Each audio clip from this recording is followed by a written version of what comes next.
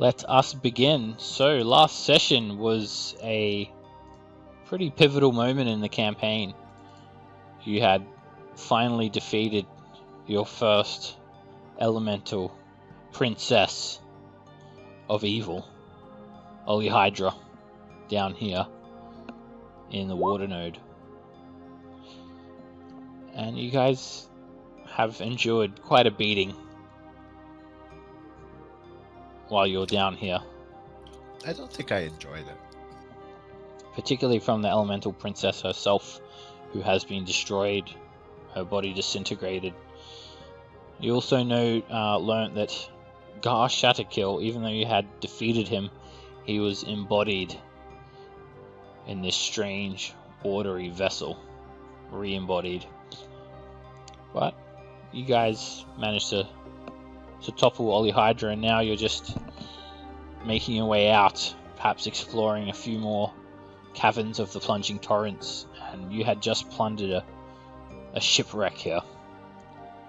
You'd found a bit of treasure down in the depths of the hulls of the ships, of the wrecks here, and you'd killed the Hydra that was lairing there as well.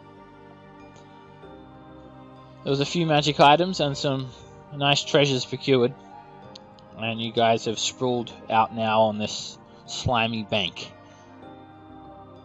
There has been a noticeable change in the environment, as it appears that this entire cavern had been slowly transformed by the elemental plane of water, almost turning into the elemental plane of water itself. But all of those effects seem to be slowly receding now, at a very slow rate.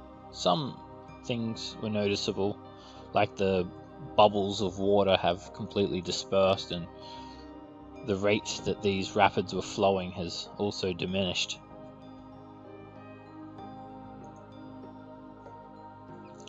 So here you guys are, right next to these shipwrecks.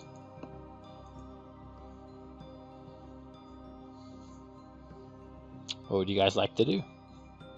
Did we kill what was in the water here already? Yeah, it was a Hydra. Yeah, it's dead. And there's nothing.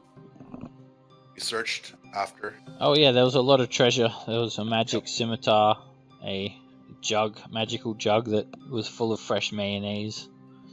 Right. Quite a few coins, and a large, very, very large diamond. Some small rubies, and a suit of mariner's armor. Yeah, magic armor.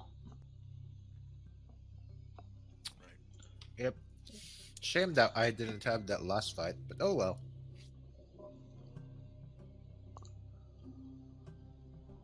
Well, do we want to explore more to the north? Well, I was hoping we would find someplace safe to rest, because I think a bunch of us are like battered and beat. Yeah, I'm out of spell slots, but I'm good on health. You guys get the feeling this area is not going to be a very safe place to rest at all. We need to get out of here in order to rest. Yeah. The biggest person I'm concerned about in our party is Dor. He's not looking too. I'm just gonna say his character is just like sprawled out at the moment, and he needs to rest. So. Okay. Yeah, I mean, I'm not that great either. I'm down to like a third HP. Alright, right as you guys are discussing this, suddenly this bulbous head starts to bob near the water of this little channel here, and a very large octopus emerges, poking its head out, writhing its tentacles about. It's huge. Hi. It just watches you all, bobbing up and down.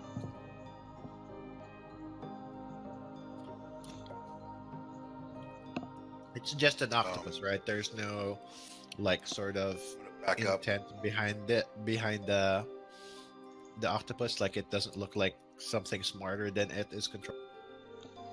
You can make like an investigation check or an insight check. It seems to be a regular octopus, however, it could be dangerous if not handled correctly. Can we just like point it to the really dead Hydra that's like right over here? Eat that thing.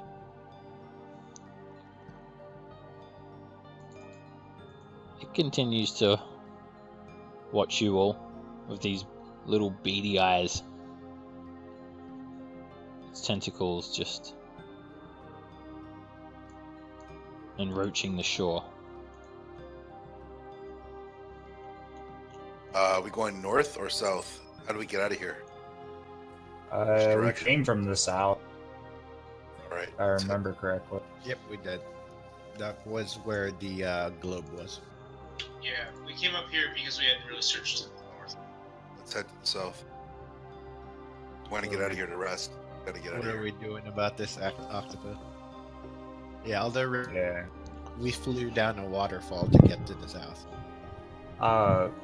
One thing I do want to make, Cassiel, you should still be able to breathe underwater if I'm not mistaken.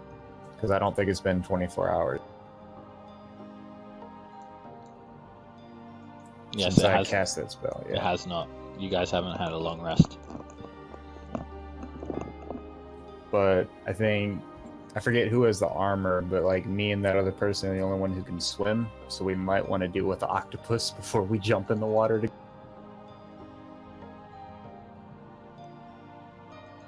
All right. Then let's kill it. I'm gonna inch my way along this wall here. I mean, Yeah, if it's not making any threatening movements, I'm gonna back away as well. this is very much in my in the gem of my philosophy. Like, we're gonna wreck this? Hell yeah, we're gonna wreck. Are you going to attack the octopus?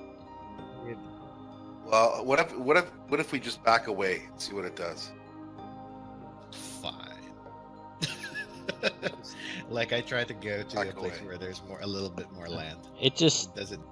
starts crawling onto the shore a little bit and follows you guys.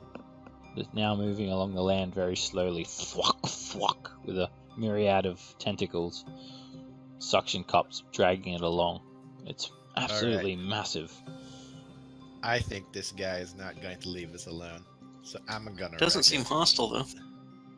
Maybe he wants to be free. I do want to have like an Eldritch Anyone- Blast prepared. Like the second it moves, try to attack. Can anyone talk to it? Yeah, can anyone talk to it? We can all talk to it. It's a question of whether he'd understand. I don't think it speaks deep speech Let's see here. or undercommon. So Doesn't look like it. Wait, no one took octopus as their language? no, Sorry, it has to specifically be giant octopus as well. dang it.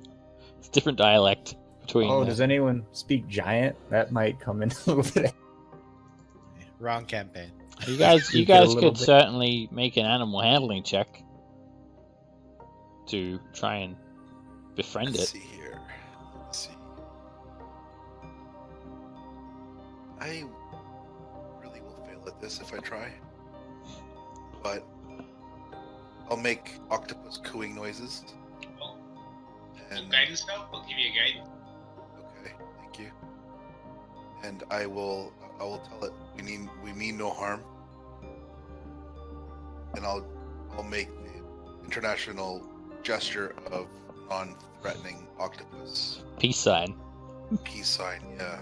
Alright. With all Which is eight arms. of your arms. Which is arms dangling to the side placidly. Alright. Alright, let's see that animal handling. we go. man. Comes the big fail. What am I doing again? Animal? Animal handling. Core didn't even know that skill existed Oh, until now. yeah. Boom. Plus your 1d4. Alright, on, it floats on up to you and gazes at you longingly, Core. Starts rubbing its bulbous head against your leg. I rub its bulbous head. It allows you to pat it, and it then sort of springs away, using its legs to launch itself into this pool and starts going this way Just follow it. and waits for you. Follow it. All right, we're following it, I guess. Alright, it leads you off into its lair. Okay. That does not sound good. Yeah, I mean, it's been friendly You with can you. see right? another ship to our west.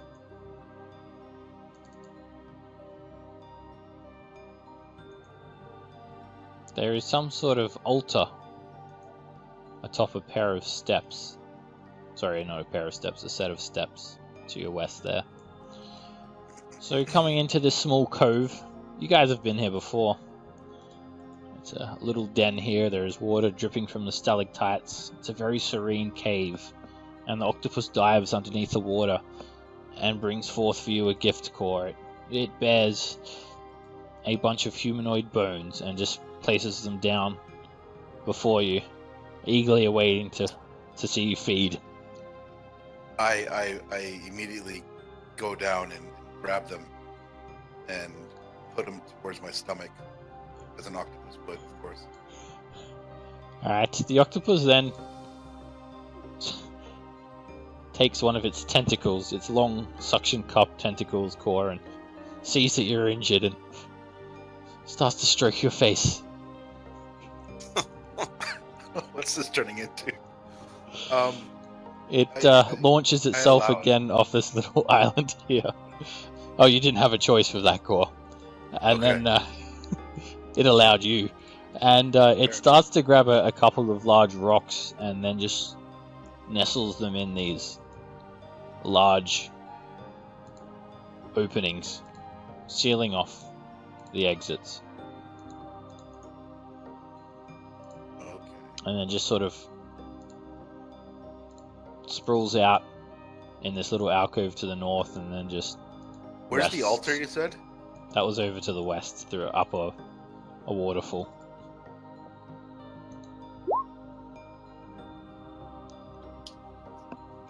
Does it seem like it's making a place for us to be? Looks like it. It's definitely a nice little sanctuary in here.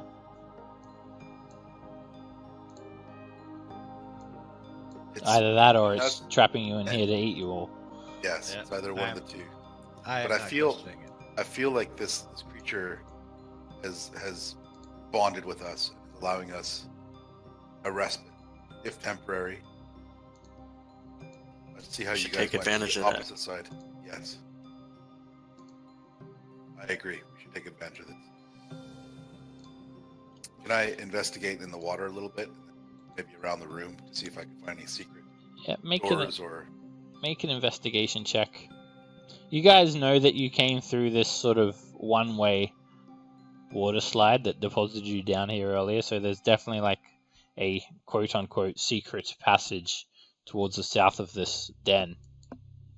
But basically it's like these natural rocks that sort of open up like a one-way passage. They seem to be slightly magical as well. Other than that, you dive down, Core, and you just find lots of bones of all sorts of creatures, mostly humanoid. And all just picked clean by the octopus. Yeah, just a bunch of bones. All right.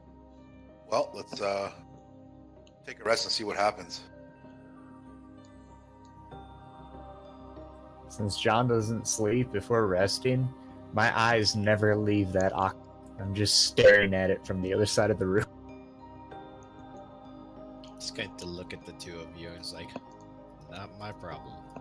Then start going to. Alright, you guys can rest. Seems like a good place to rest. And you seem safe. Almost as if this is a hidden sanctuary. You swam down underneath these submerged tunnels to get here. Yay.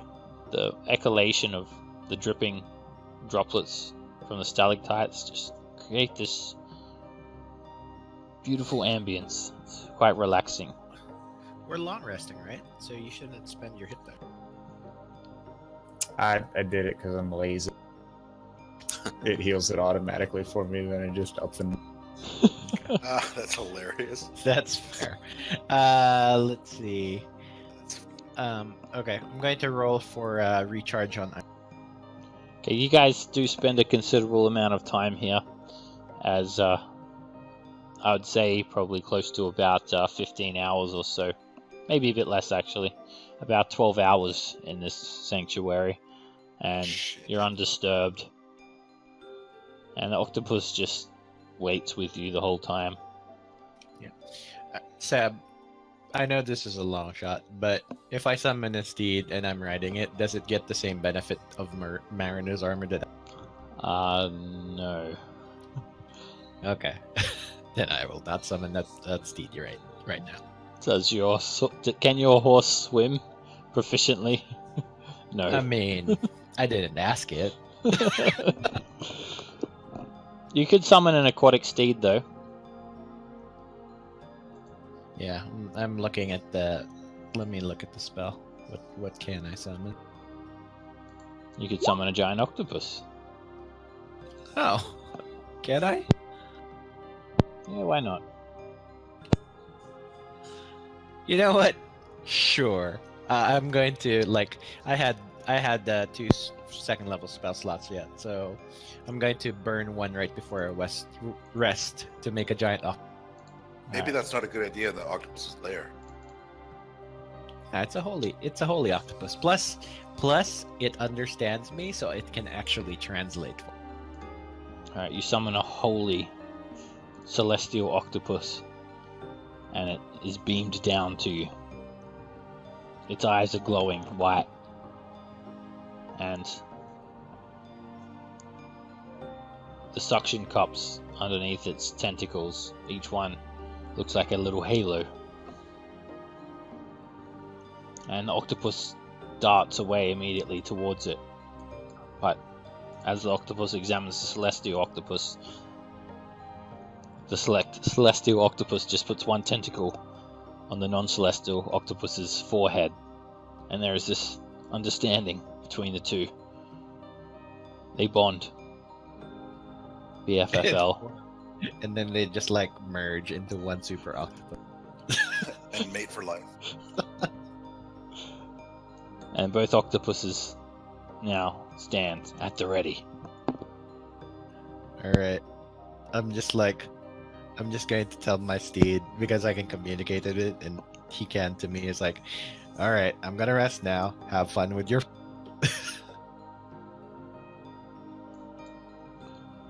Alright, during the rest, the octopi, they actually go, well, unless you commanded otherwise, they go off.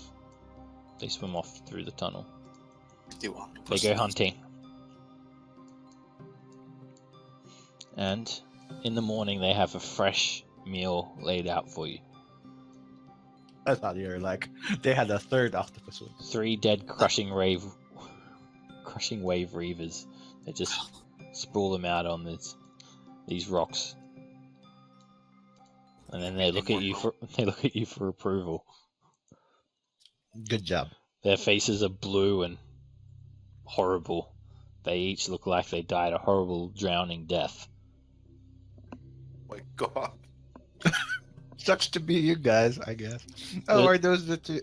Are those the 3 we left behind in the cave? Yeah, the giant octopus as well is just stuffing one of them into his mouth when you guys wake up.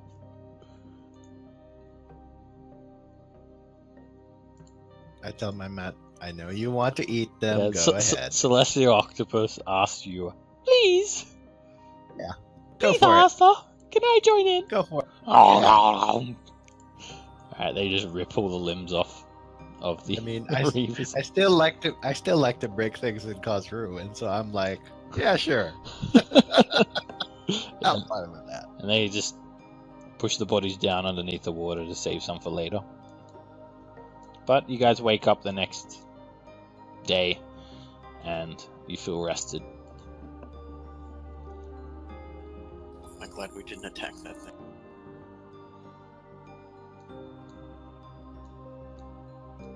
Now we just need to figure out how to get out, huh? Well, we could try exploring this place as well, if we want. I think there's still a couple Is there of places areas that we haven't? Yeah, is there areas that we haven't explored yet? I Yeah. don't think there's The western section of the cavern. Let's go there. Definitely a ship that way. Yeah. So basically, I'm just going to be riding around the octopus set. So just if it becomes an issue, we can just like move the octopus on me. Yeah. You can ride on your octopus. The other octopus, though, like when you guys get ready to leave, he removes the rock. But then, when you guys are all like, "Come on, octopus, let's go," you look back and he doesn't come with you guys. He just waits there with one cultist's ripped off arm in one of its tentacles and uses the other tentacle to wave to you guys goodbye.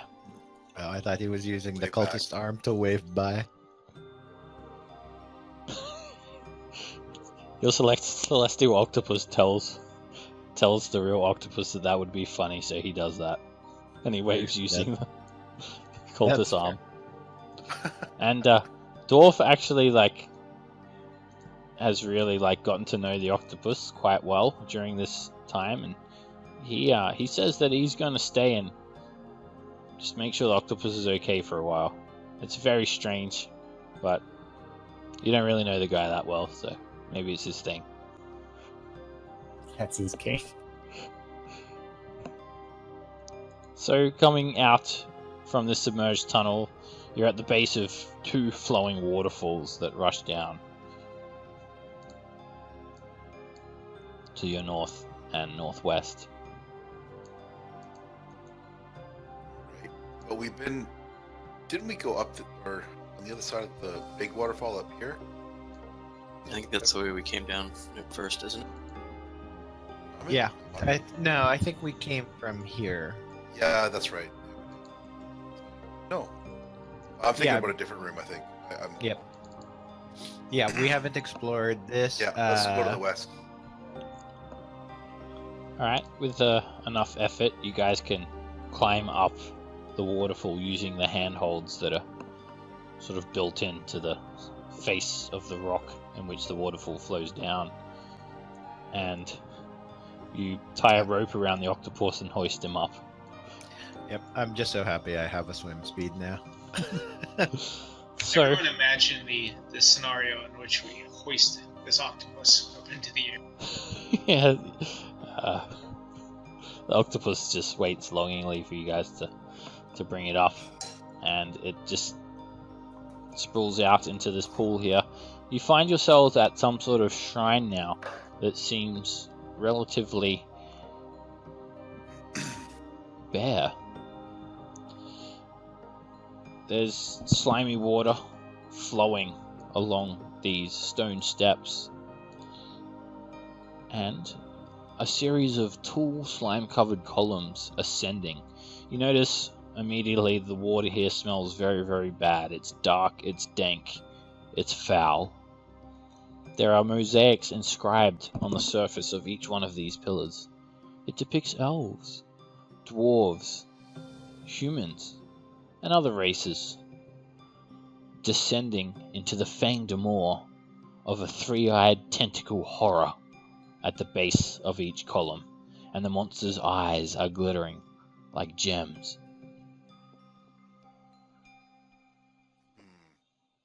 It looks like they're Search. being fed to an aboleth. Oh. The humanoids or elves and dwarves are all being fed to the aboleth? Yes, and at the base of these steps that descend into the water, there is a large set of double doors. Oh boy. They seem to can I be check made of this Traps? eroded iron. It's gone. The iron has gone green from erosion. You can make a perception check.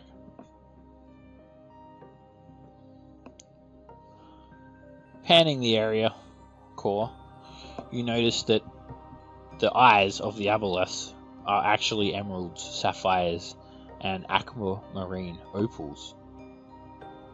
There's also, resting on this small altar here that you notice, a rod with tentacles at the end of it, like squid tentacles. A rod that's fixed into the door, or No, it's resting on this altar. There's a lectern here, a stone lectern with some objects resting on top of it. There's some shells, this rod, and a few other nautical themed trinkets, broken bits of fishing net, broken bits of driftwood. If we can make sense of this is magical. The rod itself definitely looks magical. At first you think someone's cut off some tentacles of an octopus and tied it to a stick. Then you realize it's actually fashioned to appear that way, and it's definitely a magical rod. These 3 rubbery tentacles.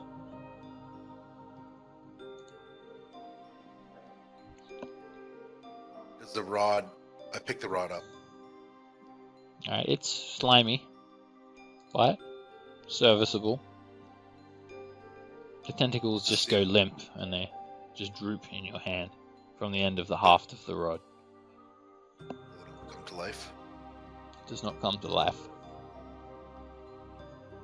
Is the rod missing any pieces? No. It doesn't look like it. It looks like a complete rod protected by magic. I show Raftus. Does he make anything out of it? It would take either an identify spell or an hour short rest to identify.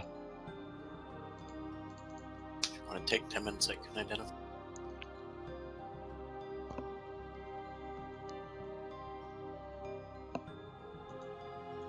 Alright, you lay down your instruments for the ritual and start burning the incense and whatnot. While you're holding onto the rod. Did anyone else want to do anything during those 10 minutes? I'm gonna further investigate the doors to see how. Is there any way to open it?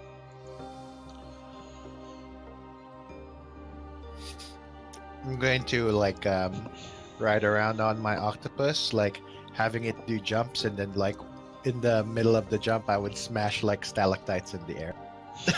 Alright, you jump up and smash all the stalactites. Yeah. And you have, pretty sure you've wrecked it. Yep. Alright, the doors, Core, open inwards towards you. They seem partially submerged in the water, making them very difficult to open.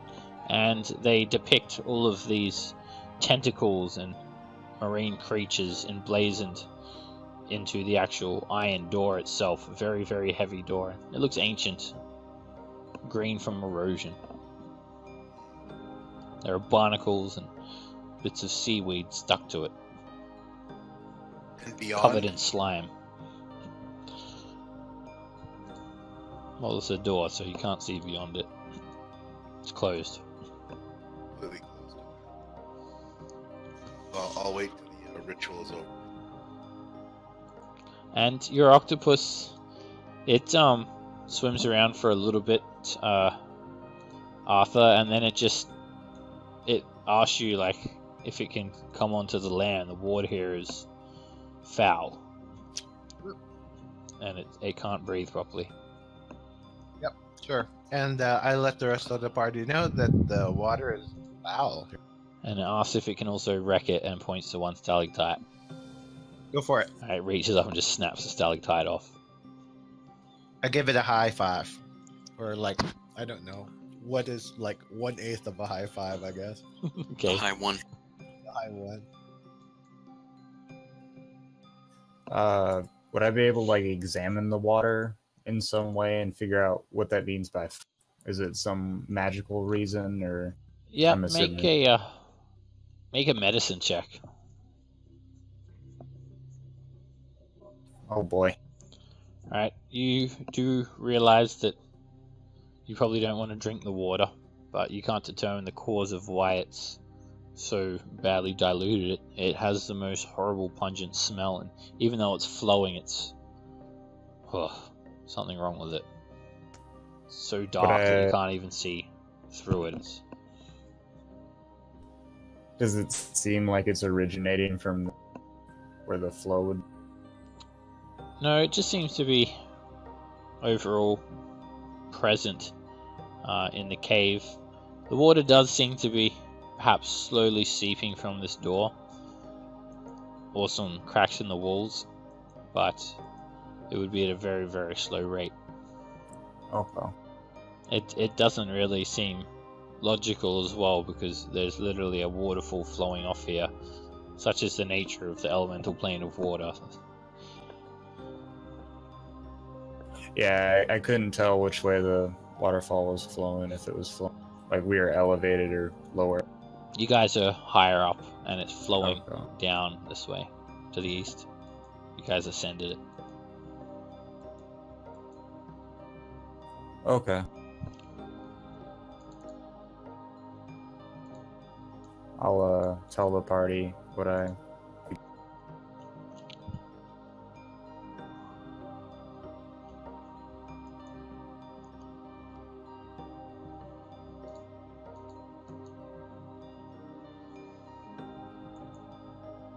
Alright.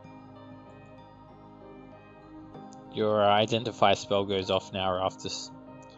And while you're waiting here for this short while, you don't have any encounters. The rod is a rod of tentacles. It's a pretty good magic item. Tentacle rod. So it's actually made by Drow. It's a magic weapon. You can use your action to direct each of the 3 tentacles to attack a creature within 15 feet of you. And each tentacle makes a +9 attack roll and does 1d6 bludgeoning damage.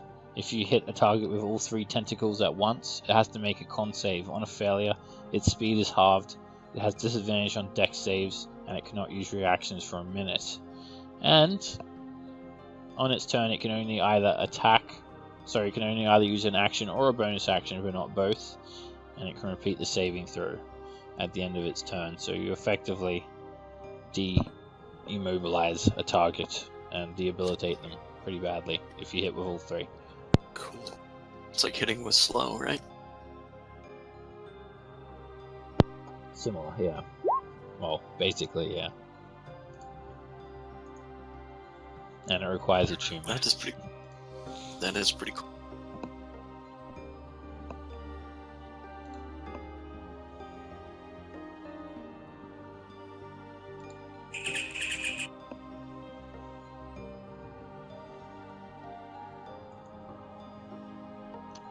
Alright. The longer you wait, the more chance you have for random encounters. Is anyone gonna use the tentacle? You want it? You can have it, as far as I'm Yeah. concerned. I wouldn't mind using. I have to wait to attune it, like not right now, but I wouldn't Go for it. mind. How wonderfully romantic.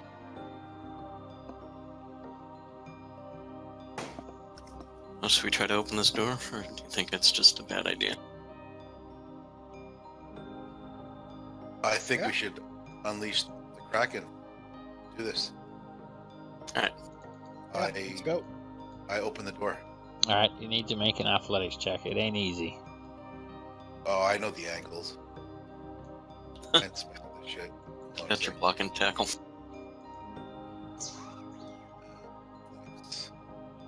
Yep, you pull them open, and once you get them a little bit open core, they open very easily.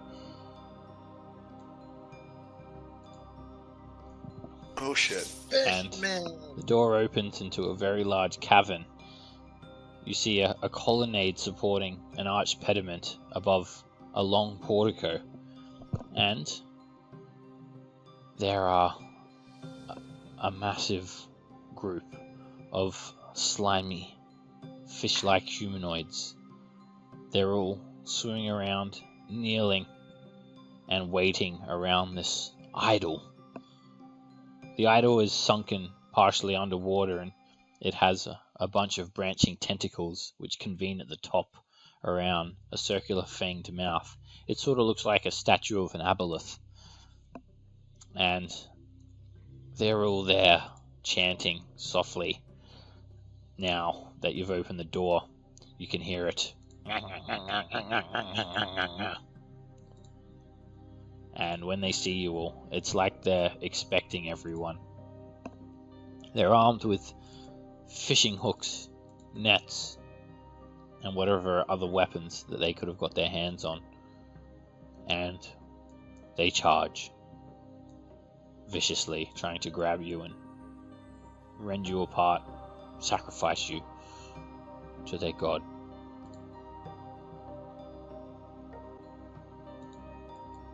And you're up first, Core. Okay. I will back up.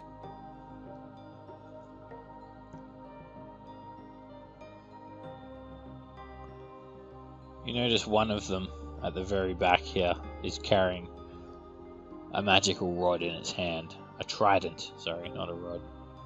The one back here? Yes. He looks a little bit different than the others. Okay, I'm gonna shoot at that one. He's wearing this like seaweed skirt and loose fishing nets. Has like a robe. Alright, I'm gonna take aim on that one.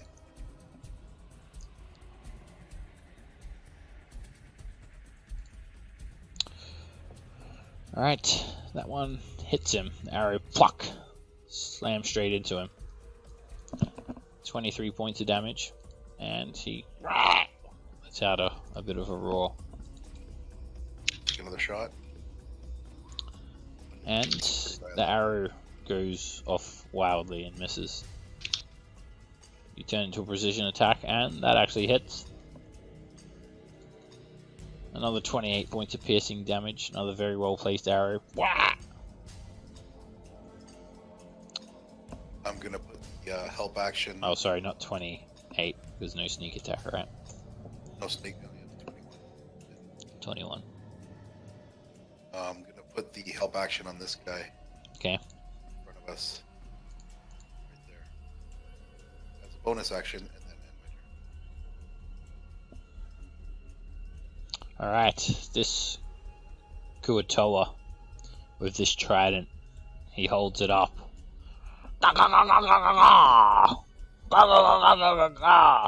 This strange dialect of Undercommon.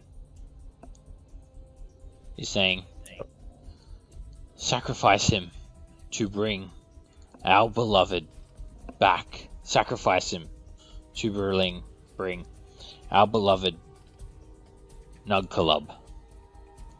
And Nugkalub. suddenly the water starts to rise. As he uses control water, he causes a tidal wave to wash over everyone. So he's doing the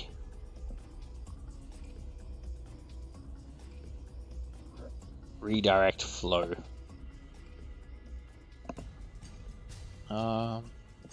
No, flood. Is it flood? Okay, so he causes the water level to rise now. 20 feet. Can we react to that? Like a normal spell, or is it from a wand? It's a spell, it's a 4th level spell. Am I close enough to him to counterspell, or am I too far away? Yep, you're close enough. He's only 50 feet away. Let's take a stab at it then. Alright, are you going to use a 3rd level slot? Yeah. Make a charisma check.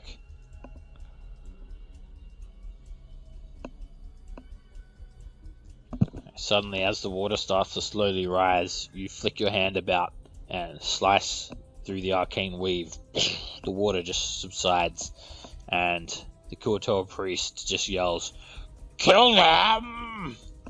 in Undercommon, and he starts to swim off away from sight.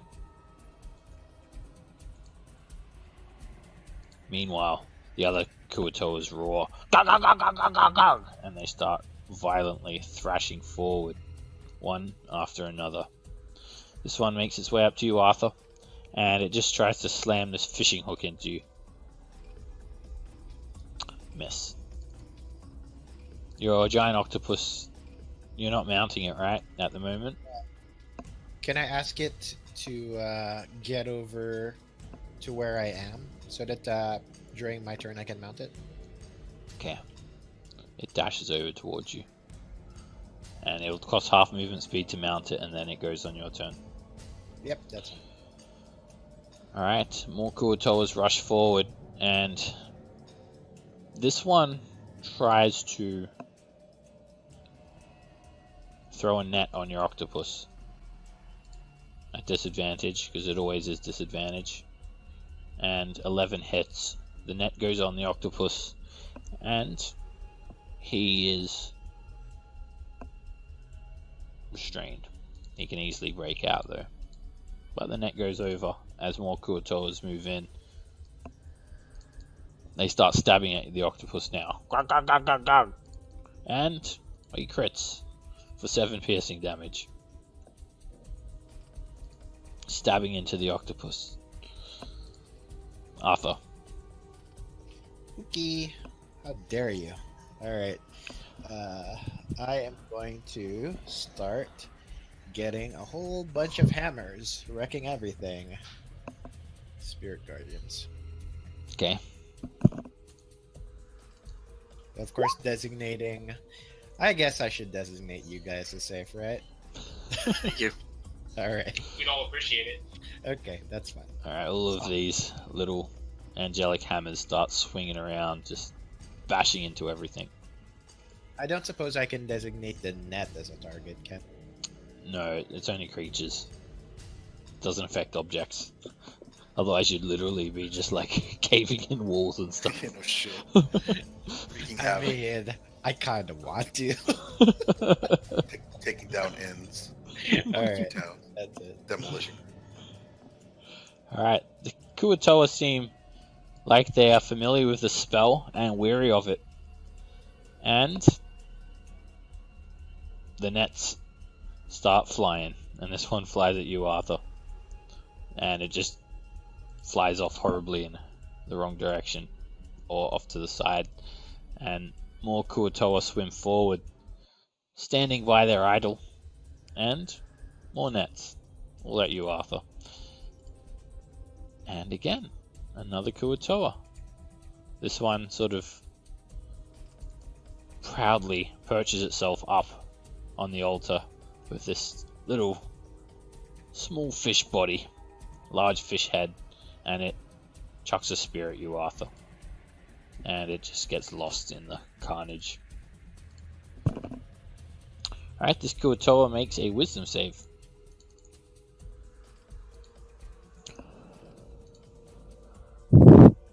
And he succeeds. Your first damage roll was 16, so he takes 8 points of radiant, and he seems very agile. He jumps from surface to surface, leaping like a ninja, before planting himself down next to you, Arthur. And he goes for your octopus with a flurry of sharp claw attacks, and then a bite. And small jolts of lightning come out of the Kuatoa's unarmed attacks. For the octopus takes 17 damage from the first attack and 11 from the other two. The octopus starts to get pretty badly hurt. And the Kuatoa ends its turn there.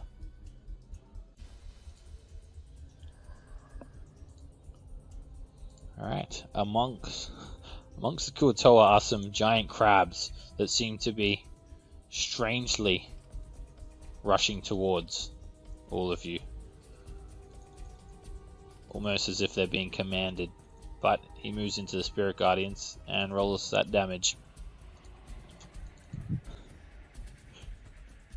He He gets cracked on his back of his shell a little bit, but it doesn't kill him. But he has the dash to get up to there. So he got there even with the difficulty. Spirit Guardians is difficult terrain. Let me have a look. Yep, that's 60 feet with a dash. He did dash. Alright, this another Kuatoa again.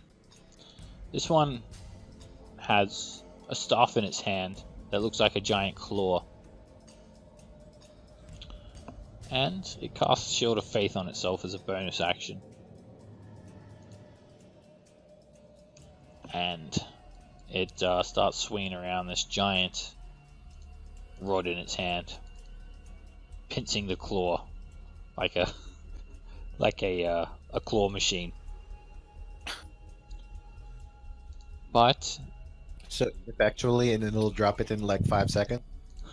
yeah, it doesn't seem to tempt fate and go into the Spirit Guardians. It just stands by this idol here, taking half cover. Alright, more crabs continue to scuttle on in. And this one goes into the Spirit Guardians as well. Alright, it's...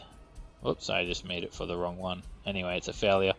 7 points of Radiant, and this crab starts... He's like Terminator Crab, he starts going through the Spirit Guardians as well. Not the usual behavior of just a giant crab. These Kuatoas start to spread out, and there's just a volley of helpless spears being thrown at you, Arthur. And a 14 misses.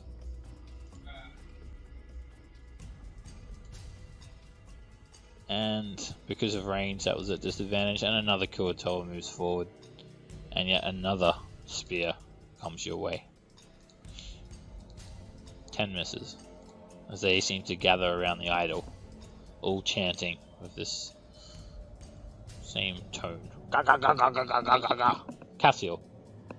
Is this guy I'm pinging, is he damaged already? Yes. Then we're gonna ring our bell. Savagely. Alright. The giant crab is just torn apart, and he literally explodes.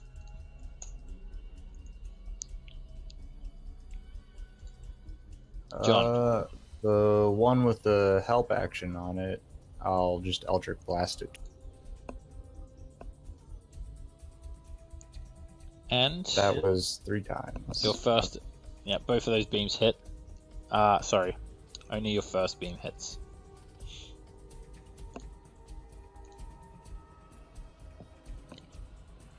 "10 points of force damage." He's quite tough. You hear a couple of ribs crack from this beam of force that impacts him, but other than that, he's not really too injured.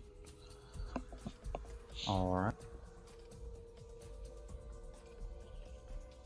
Okay, there is yet another Kuatoa swimming forward, and he throws a spear at Cassiel all the way at the back, and it just is lost in all of the mayhem. That kind of aim, I don't even think I noticed it thrown at me. Yeah. Raftus.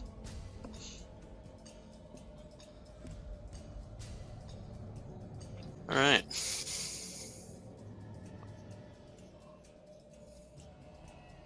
Can I get a fireball? Okay. Oh boy.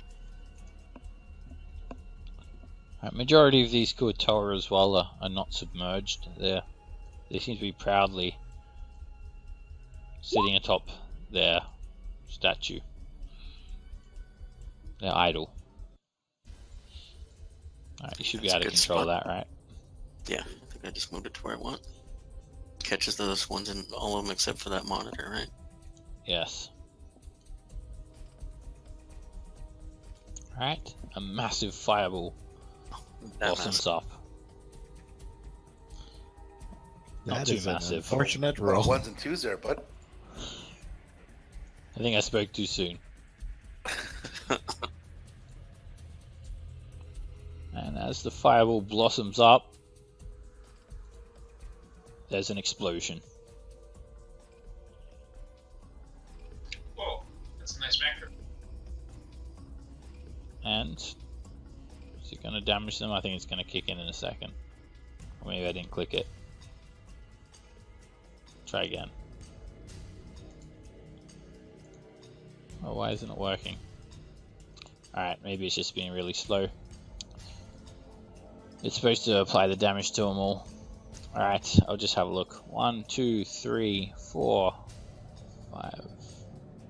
Alright. Let me just kill off all these Kuo-toas that died. It's supposed to apply the damage themselves, itself, but it's not for some reason, which is kind of annoying because I've got to go through manually now. It's a lot of targets too.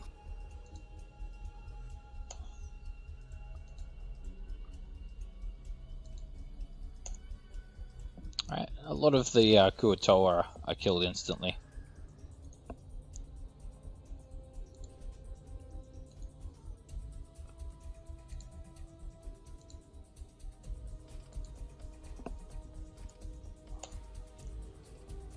And the whip is hit for 8 points of damage. So I got a Star Wars one. Get you. And I'm just gonna kill one more. I don't even know if he was supposed to die, but he's dying now. Alright, so oh, Thek's here. Okay. Let's throw you in there, Thek. You're fighting a bunch of Kuo-toas that they look like they worship the Aboleth. You should be long rested though, so fill up all your hit points, and when you're ready, roll initiative for yourself. You've just arrived via Giant Octopus. Oh, yeah. Sorry about that, guys. I'm so sorry. That's okay. I could not. Alright, Can I see? What's that? Can I see the caster that I shot up? No, before? he swam way out of cover. He didn't like those arrows, and he swam for cover, I should say. Okay. He swam way out of view.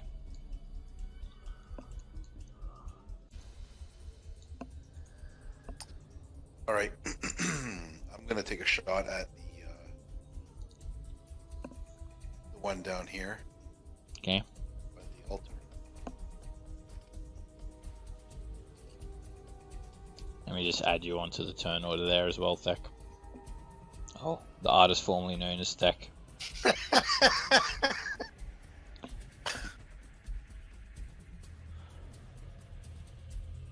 Assuming that's gonna be a miss and a miss. Yes, both of those arrows miss. Okay, I'm gonna put the help action on the closest guy to me. Okay. And your arrows are just getting lots of all of these stray spears. However, Raftus did thin down the numbers considerably, and the ones who survived are left very badly scorched. I'll move back to there. Turn. Alright, suddenly we have another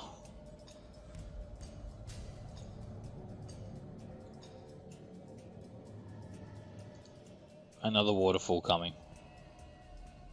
Actually, no.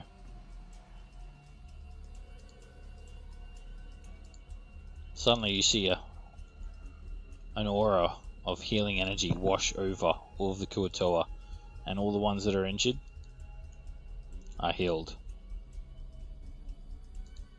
Even the crabs.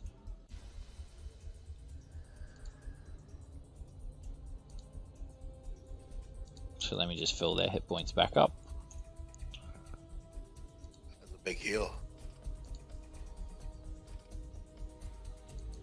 All of this sort of glowing green energy, a low glowing energy, just washes over them, and the burn marks are gone.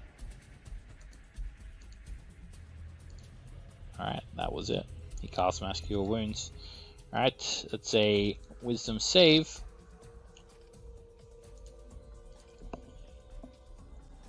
This Kuo-toa takes 11 points of damage, And going for the easy target, they seem to resent this octopus. They keep on stabbing the octopus with their fish hooks. Wait, are the octopus on our side? Yeah. Yep. The octopus takes 4 points of piercing damage. Since when do we have octopus? It's a celestial octopus. Oh, it's a salmon. Well, one of them is. This one's an actual octopus that you guys had just met recently that brought you into its private sanctuary. Gave you guys a safe place to rest. And it's just delivered you now, Dorf, because you were having a heart-to-heart with it. But you heard the sound of combat, so the octopus rushed you here. I was telling him about the voices in my head. And he was responding to you. And even though you can't speak giant octopus, he was still talking to you back. We were understanding each other perfectly fine in each other's head. Yeah, it may have been a one-sided conversation, but who's to say?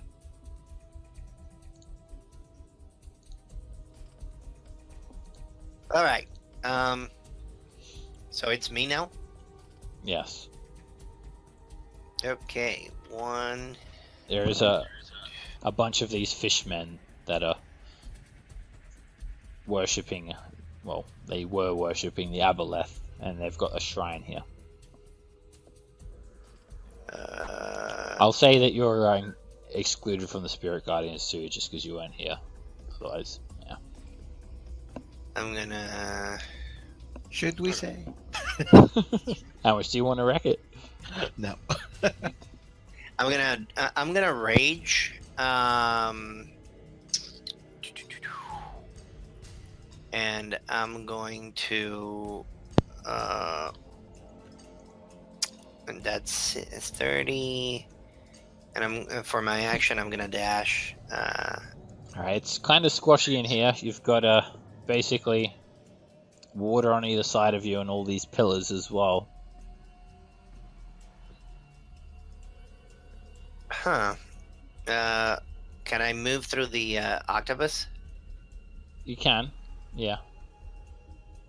Okay, so 30, 40. He picks you up and hoists you into the empty space, which is the only place you could go.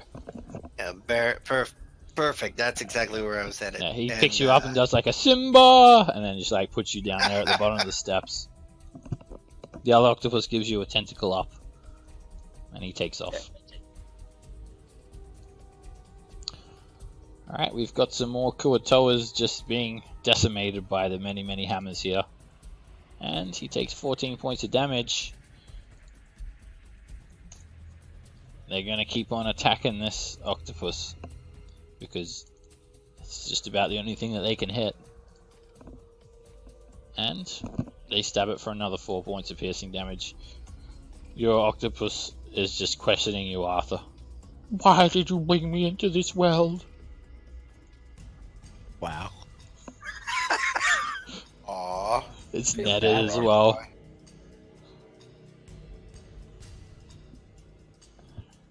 Alright, I'm going to screw these guys. I'm going to try to finish off these Kuatoa.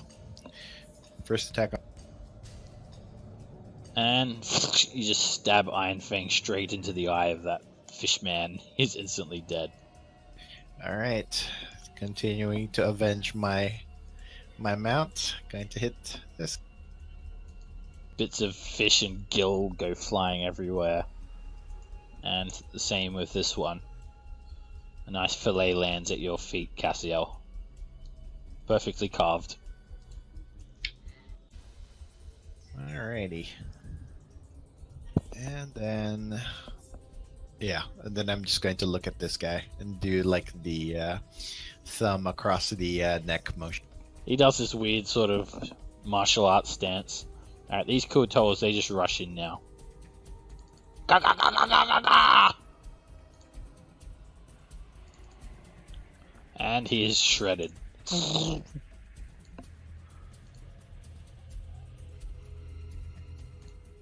Whoops, I didn't mean to skip him. Alright, another one comes in.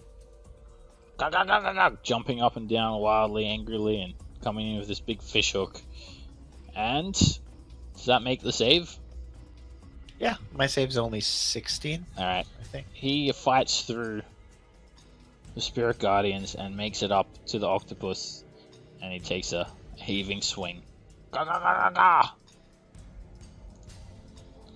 And crits! For 11 damage, your octopus disappears without a trace. And you just sat down on the stone steps now, Arthur. Kuatoa Now. throws up this fish hook. Ga, ga, ga! Cheering. Alright, the Monitor, who is doing this martial arts stance. Lightning is crackling from his webbed fingers as he's got his fist balled. He makes a save and takes 7 radiant, and then he goes into a flurry of blows on you, Arthur.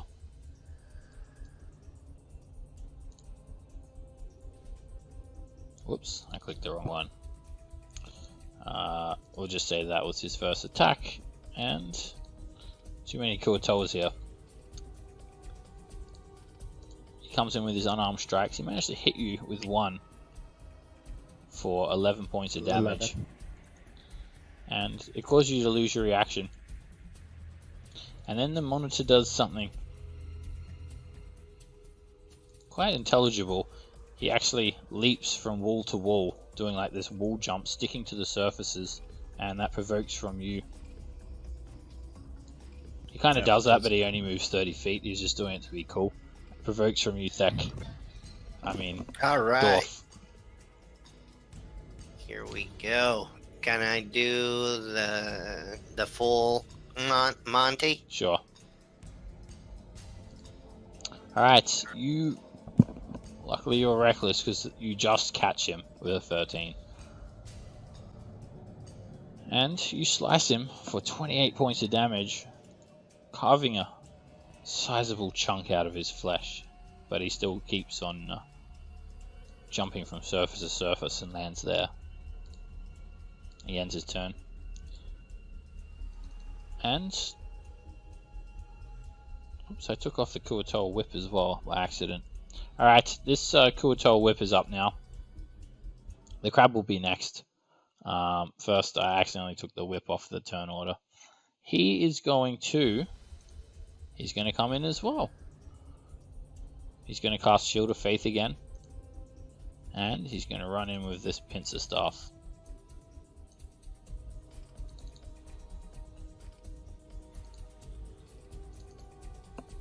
He makes a save and takes 4 radiant, and he comes in at Thek, trying to grab him with this claw-ended rod that he has in his hand, and he tries to pinch you. Can I use my reaction to reduce that attack? Okay. You instantly cause him to miss. Whoops. Good, because I did not roll well. Yes, even a 1 does it. And he just misses Dwarf.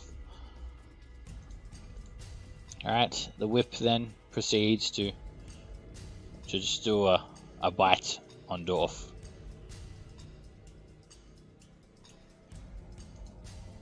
And Dwarf, you're bitten for 2 piercing damage. Alright, the crab, it is disintegrated by the Spirit Guardians. Even if it fails, even if it makes a save. Cassio. Alright, I'm gonna swing my bell like a baseball bat at this guy next to John. Oh, why is it skipping ahead 2 people? It happened Well, we'll just before pretend as well. later. Yeah. Go for it. Alrighty. The Monitor, right? Is what you're doing it on? Yes, back right there. Okay. Back up a step, make some room, and that will hand it over to John. Alright, he makes a saving throw and completely ignores your magic.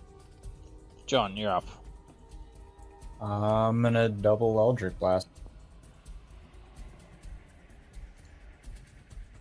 Both beams hit.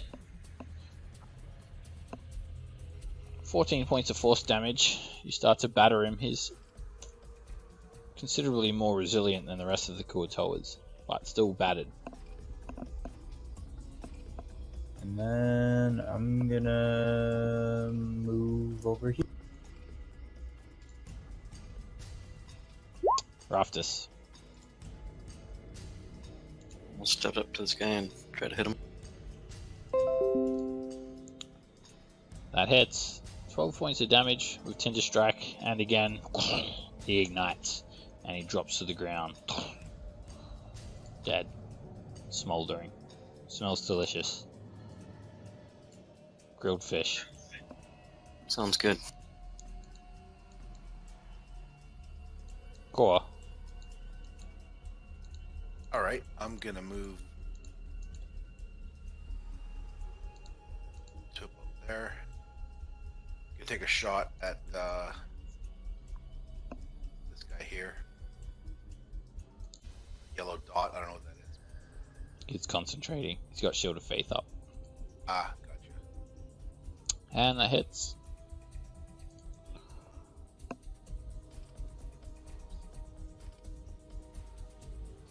.21 damage, and again, this guy is quite tough.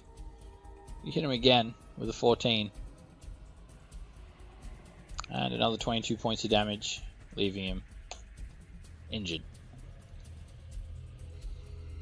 Okay, and I will put help action on the same guy. Okay.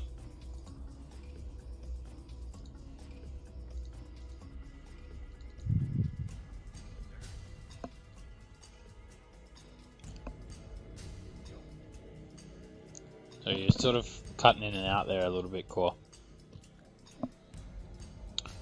Alrighty, this Archpriest is going to use Control Water. And he's going to use the Flood again. So, I can see the edge of him, but that's probably not enough to counterspell him, is it?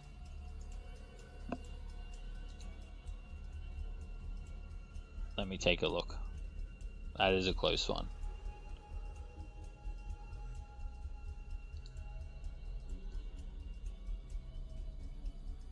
I do not think so. I think it's just because of the dynamic lighting. There's a big door there though, or a big wall there. Oh, okay.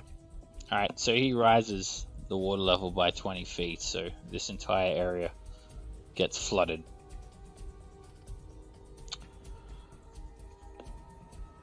So now everyone's swimming. The water rises, and the Kuatoa. When you say everyone, does that mean everyone? Retreats. Yep, everybody. Even up here, the water level has risen a further 5 feet above this platform. 5 feet? Well, it rose 20 feet, and this platform is 15 feet up. Alright. So it's all water. He ends there. Dwarf,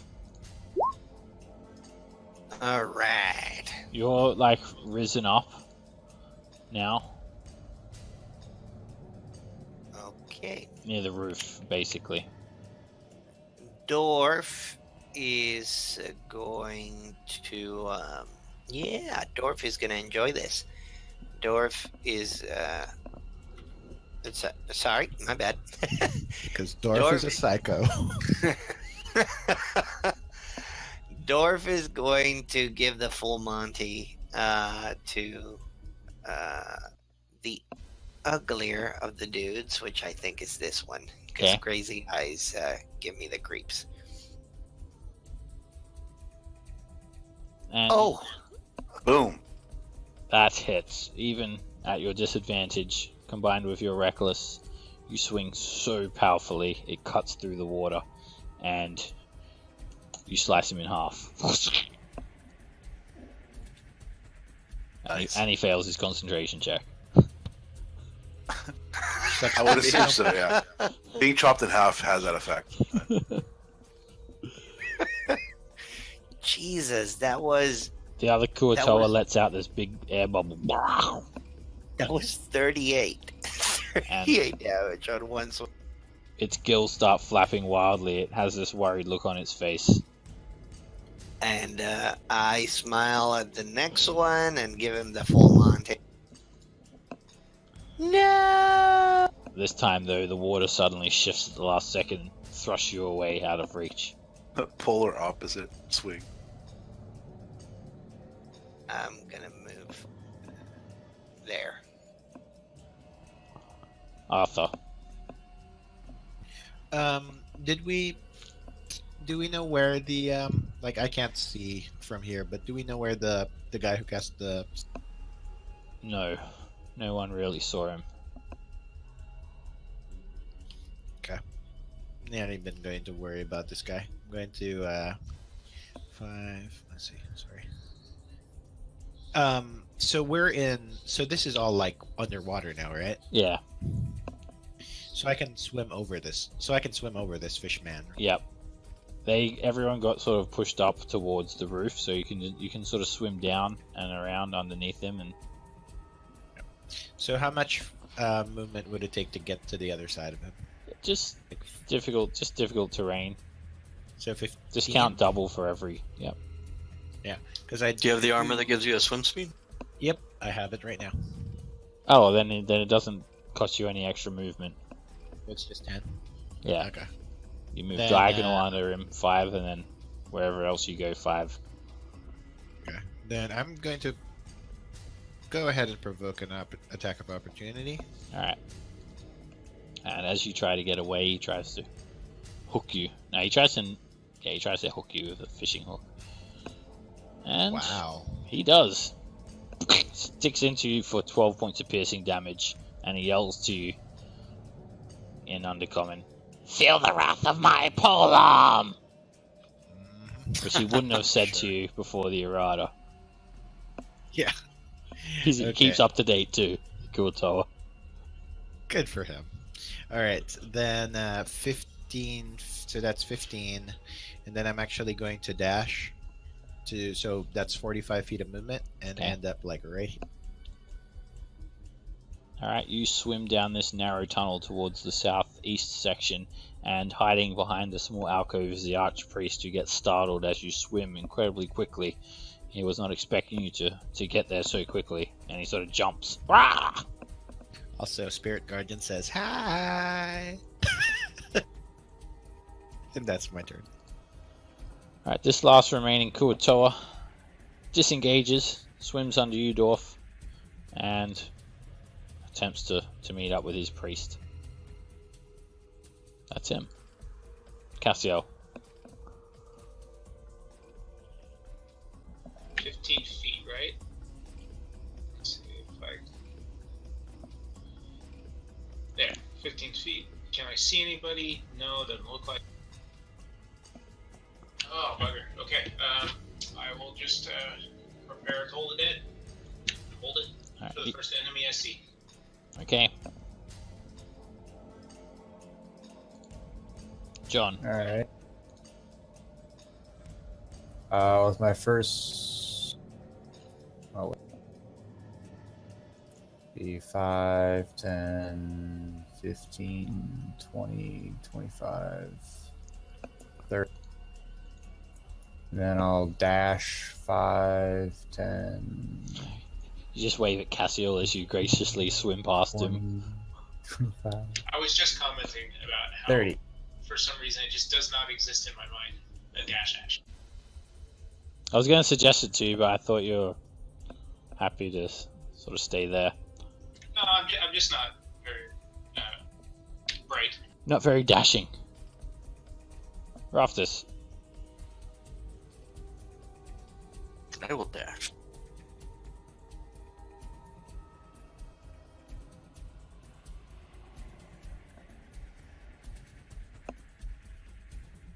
Alright, this other Kuotoa is desperately trying to get back to the Archpriest. Core. Gonna move to there. Bonus action dash. There. Man. And I don't see anything. I can't do shit. I'm gonna take the dash action.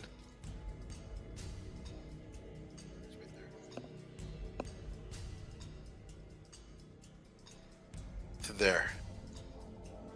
And I've done everything I can. Alright, the Archpriest fails and takes the full 20 points of damage as the spiritual hammers hit him over and over and over again. He makes the save, and in a desperate attempt, I think it's a 30-foot range, 60 feet, he uses Hold Person at 5th level, trying to hold as many of you as he can, which is 4. So Counters. he'll swim over here first, and you can counter him. Oh, you're using a 5th level spell? Yep. Alright, you just dismiss his spell instantly.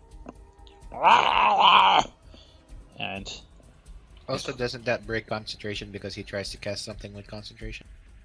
oh yes, it did break the concentration. Immediately everyone's thrown down 20 feet. Quite a violent eruption. But it doesn't cause any falling damage. And the water seemingly just disperses amongst all of the other areas and openings that the water could possibly disperse. The Kuo-toa just says one last thing. He calls the last other Kuo-toa that's alive. This is for Dakalam! And he starts swimming away from you, Arthur, provoking an attack of opportunity. Oh, sorry, wrong thing. And you stab into him for 20 points of damage. A large chunk of flesh explodes out of his back. And he just keeps desperately swimming away from you. For the first bit of his movement was difficult terrain. Oh yes, so that was 10, 20, 25, 30. He's not running from me. Dwarf.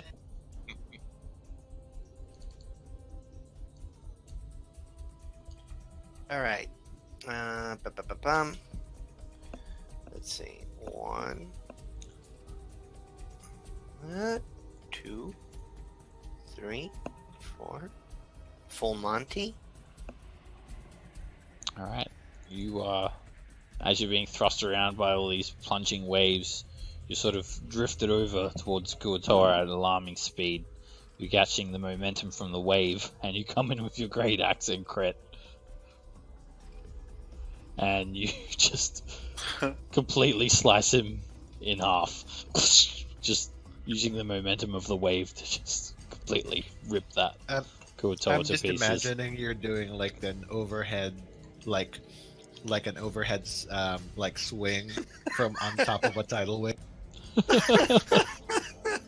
Yeah, he is. Samurai Taylor sweat. He's And just mush. so 3, 4, 5, 6, 7. That's as far as I can get. Come over here! Don't run! I want to play. Arthur. I'm just going to move over here to cut off his escape, and then I'm gonna wreck it. And you catch up to him, Arthur.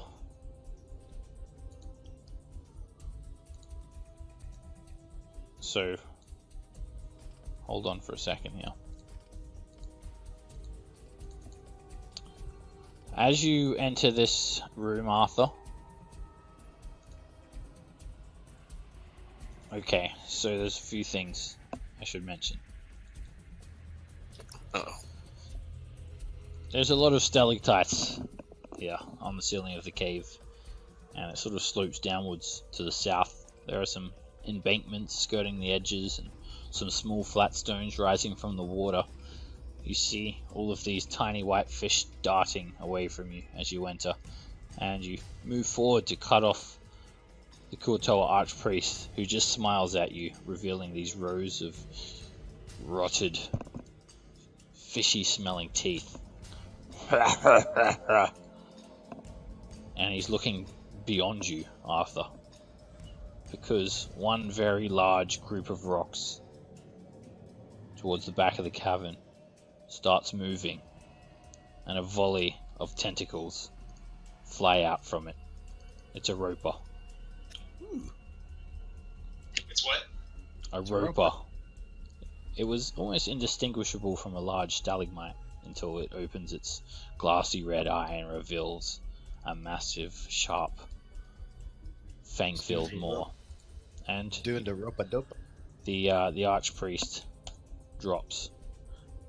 Not only that, Arthur, does the archpriest drop, but above you, some of the stalactites start to move, and they too open eyes. The roof is riddled with pierces Wow. Okay. that threaten to fall on you. This is clearly happy fun land. And they also join the initiative order. Let me just roll them in and then I'll go back to your turn. As he's led you into a trap. Okay. Sucky trap that requires his death, though. But okay. Oh, that's fair. So yeah. So that was my one attack. So second attack is going to. They're up on the roof, Oh, okay. 20 feet above you. They're like hanging from all the stalactites, hanging from the ceiling. Okay. But they're still within the 30 feet. Are they? It's 15 feet for spirit guardians, and they're not going to. Oh, sorry. They're 5 feet away from it. Okay. Then yeah. Going to move one back then. That's all of my movement, and then I will.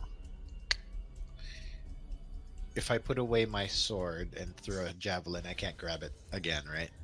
No. I can't grab Iron Fang again. Okay, then yeah, I'll just sit here and think about my life choices. Okay. Cassiel. Hey everybody, what are y'all doing down here? So let's see, is this watery terrain down here difficult terrain? Yeah, once you hit the bottom of these steps, you got to start swimming. Okay, so I think I can make one more. Don't see Italy. This time I'm going to remember the dash. This other giant crab as well here is just like swimming around now, just doing normal crab stuff. It's not trying to like kill you guys. Alright. Hey, now I can see things.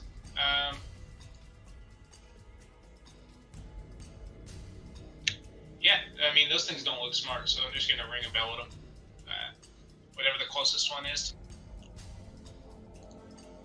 Let's have a look. Okay.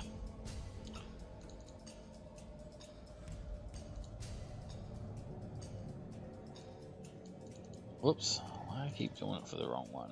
Anyway. It fails. And If it's not damaged, just 5. 5 points of necrotic damage. It just starts to flinch a little bit as it sort of now starts to hang from the ceiling like a slug. It just starts wiggling about. John. Well, I know you said that crabs do normal crab stuff, but I think John's a very thorough man, so he'd probably Eldritch Blast Okay. just for good measure. That hits. Actually, only the second one hits. 9 points of force damage. Alright, you slam into the back of the crab that starts like violently darting around side to side. But it doesn't even kill it.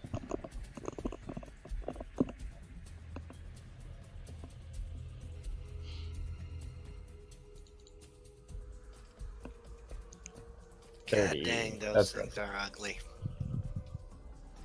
Alright.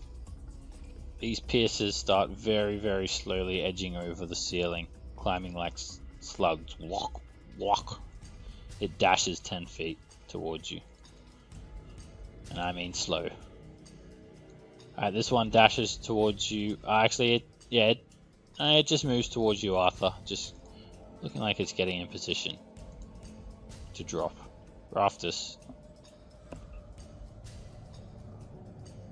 Alright, well, I'm gonna shoot a firebolt.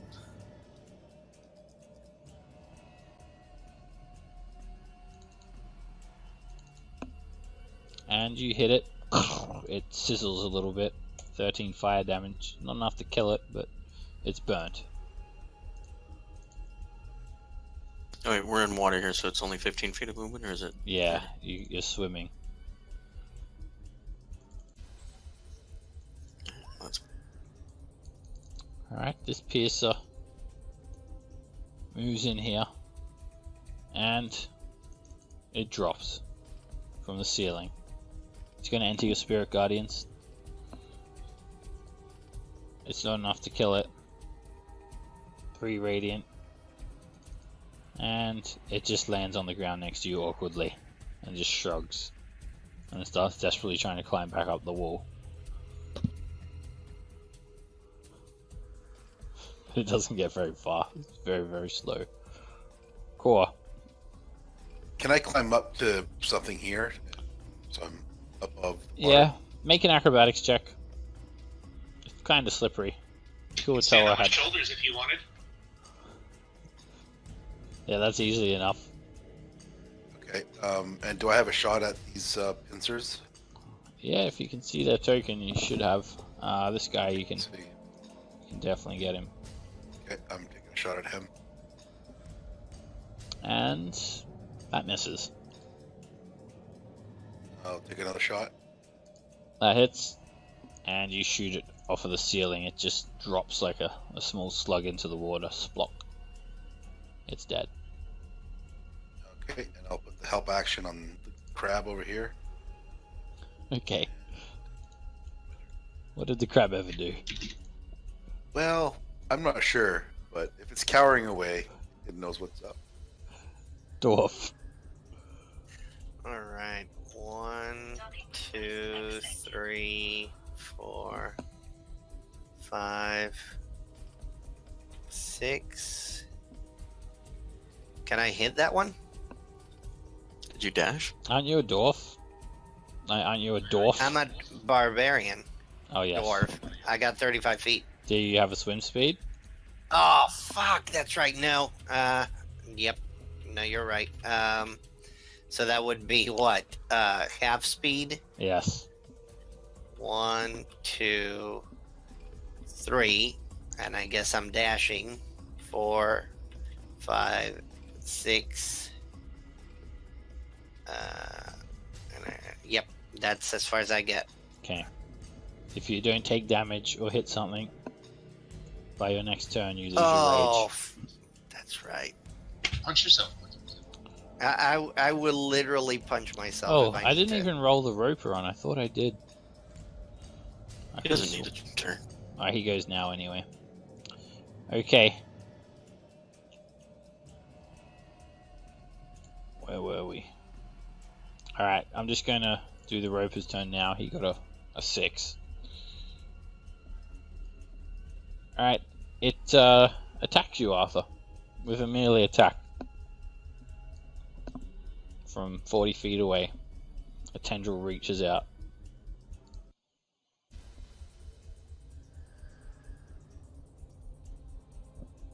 That misses.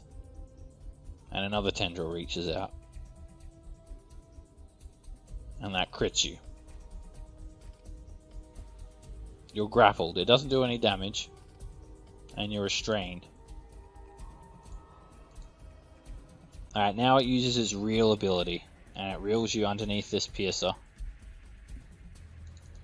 No, not that one. It reels you underneath this piercer. It starts reeling you in. And that piercer had its readied action to drop an advantage. Oh, and it does. It's All those crits, man.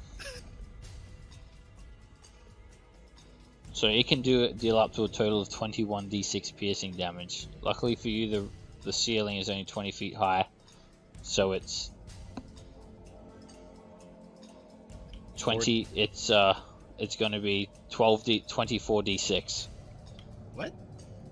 For every 10, it's 6d6 for every 10. Yes, and it got a crit. So it's 12 d6, and then it I'm not critted. sure that reads that way.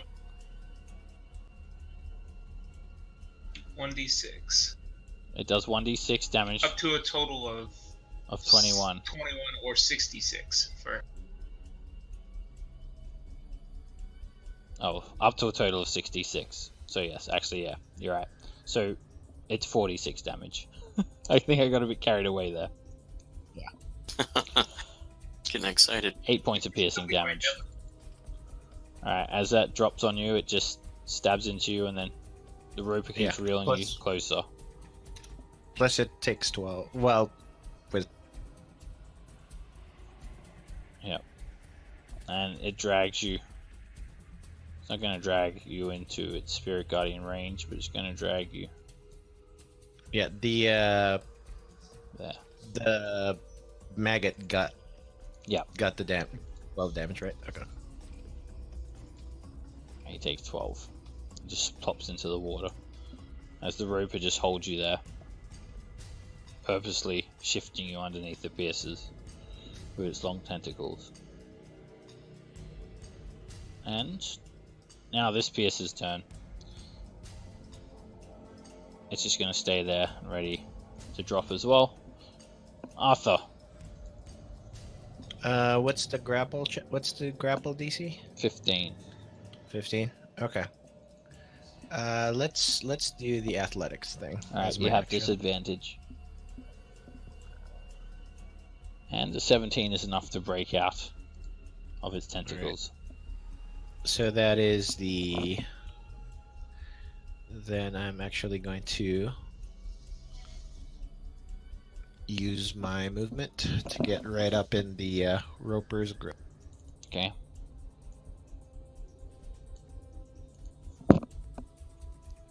And then that's my action, that's my movement, and that's Cassio. Alright, let's see if I can up here a little bit. Maybe a good 15 feet. I can only really see one guy, so that's the guy we're going to shake my belt in a very stern manner.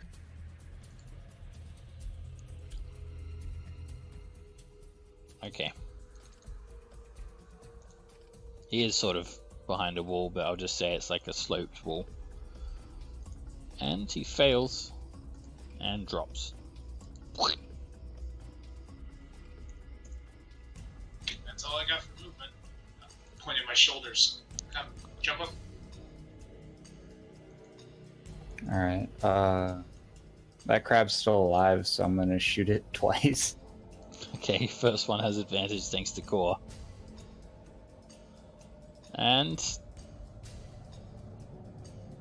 you completely decimate the crab, smashing it to bits. Get that crab. 30 to there. Alright, you guys are taking care of the crab while Arthur is taking care of 4 pierces and a roper. Hey, he skipped them. He went ahead. The piercer starts like slowly climbing up the wall. That sounds like a fair division of labor. Leapfrog you. Alright, the roper's turn. Makes a wisdom save. And it takes 4 points of radiant. Alright, dwarf. It flings its tentacles out at you. Claiming its next victim. It makes 4 attacks. Damn. And it only needs 1 to hit you, to grab you and restrain you. And then it drags you 25 feet closer.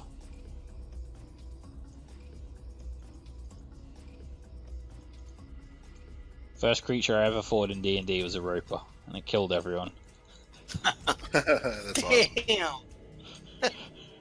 Yeah, we're playing AD&D. Alright, and this roper now opens its disgusting maw, Arthur, and tries to chomp down on you. That's going back a few years. Miss. Raftus. Alright, this might actually be worth a blade song, so that and all. Yeah, to be fair, you guys were probably like, I don't know, what, level 2, 3? Yeah, I think so. I was a berserker and I couldn't hit it. I don't know what's happening. It didn't go well. We're a little higher level than that. A little bit.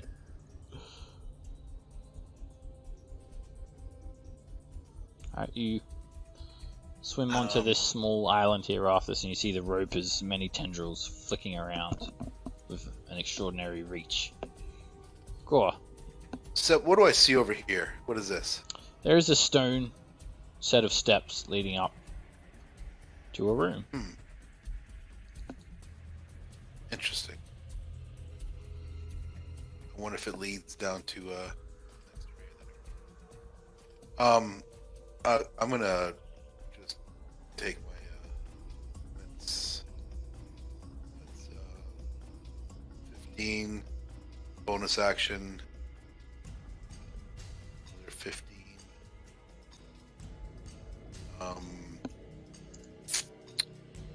And then I'll do another 15 there. End my turn. Okay, Dwarf. Alright.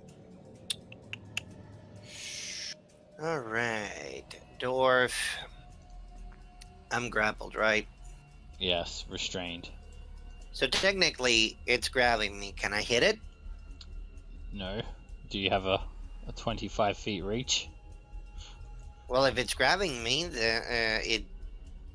I can hit the tentacle. No, you can't attack the tentacle, but you can try and break out. I had to try. Actually, Seb. sorry, you can attack it. I think you lose your rage, Dwarf, because you haven't attacked anything and you haven't taken damage. But he's been attacked, right? Or does that not? He has to take damage. So yes, you can attack the tentacle, Dwarf, Oh, damn it. but you can't attack the I'm roper. gonna- I'm gonna rage again. Okay. Hmm.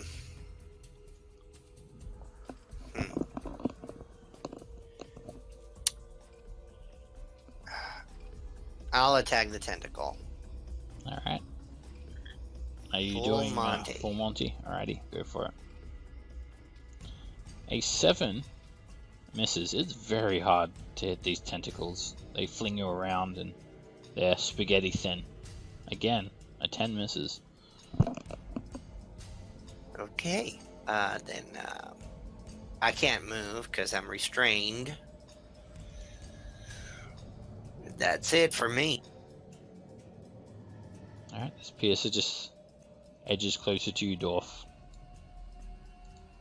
worming its body along the roof, blending in with the other stalactites. Arthur. Okay. Let's see.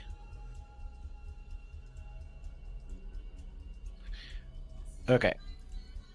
Why am I'm overthinking this. I'm going to hit the rope. I'm going to hit the roper until it's dead. Okay. let's do this. What I told you about the rope is starting to get to you. Can it kill me? Alright, that hits. 11 points of damage, and you start thundering the Iron Fang into this large... It almost resembles a stalagmite itself. Alright, second attack. About 12 foot tall, like a cone shape, and another 14 points of damage. Bits of flesh are torn off of it. Then I'm going to move like right here. Okay. And yeah, that's fine. That way, if it drops over Dorf, then it'll be within range of the Spirit Guard. Yes. Cassiel. Alright, Cassiel's going to do the world's least graceful donkey paddle in this direction. And then I guess I see nothing, so we'll dash action and. Oh, look, more nothing. I'm starting to get winded from all the doggy paddling. John.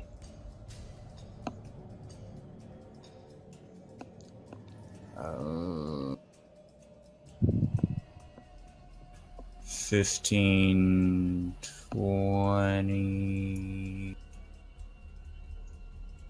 Peering around the corner, there are 2 piercers and this roper with a myriad of flailing tentacles.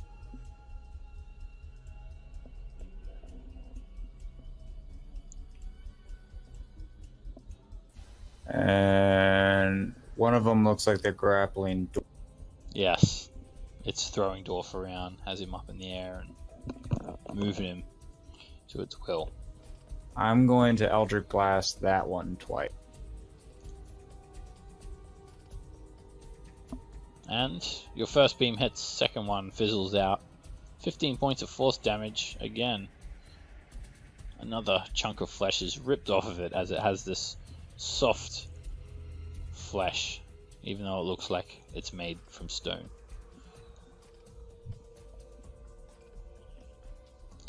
Alright, this piercer, it edges itself up, and it's up 15 feet again now, getting ready to drop. It's actually going to edge over a little bit too. Alright, the Roper, it is going to make its wisdom save, taking 4 radiant damage, and it starts to continue to flail its tentacles around.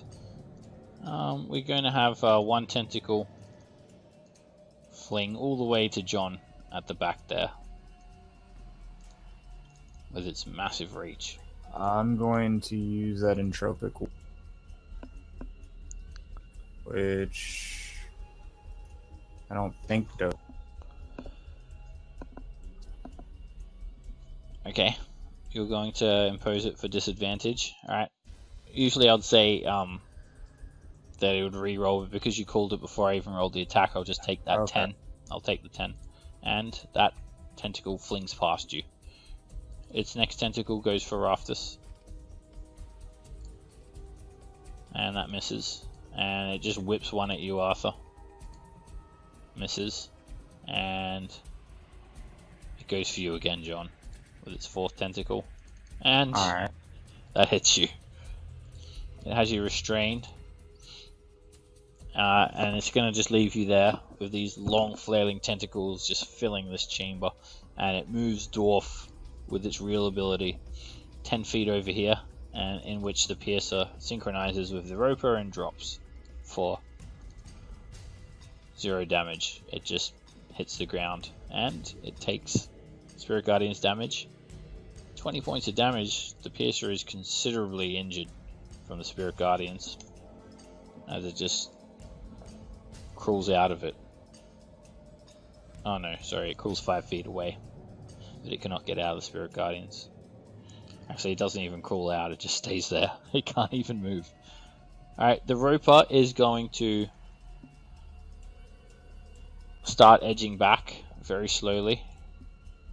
10 feet. Opportunity attack, right? Yep. And you slam into it for 19 points of damage, and then it uses its remaining real ability to take Dwarf with it another 15 feet.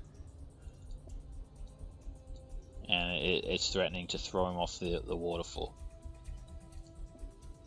Raftus. Alright.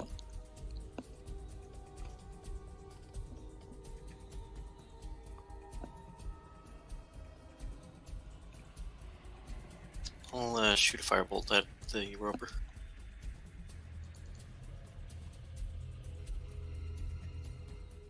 And that's a clean hit. 7 points of fire damage. This Roper is so large that even the variety of different wounds that it has afflicting it, it still continues to fight. Core.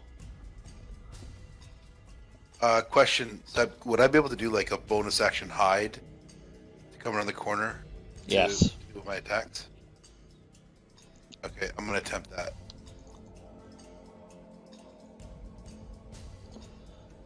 Do I need to do a stealth? Yeah, you gotta make a stealth check. Okay. 10, 15. Alright, you come around the corner. However, you're not hidden. From the piercers you are, but not from the Roper. I'm gonna take a shot at the Roper. The Roper's beady eye sets onto you, Core, and that hits. Gonna do a menacing attack. You don't need to. It roars as it lurches its cone-shaped head backwards, revealing its myriad of razor-sharp teeth. Roar! And topples backwards, falling down the waterfall, releasing everyone. Taking Dorf with it. And I'm just going to say you guys can just kill these piercers because they can't do shit. Alright, that's 1200 XP each.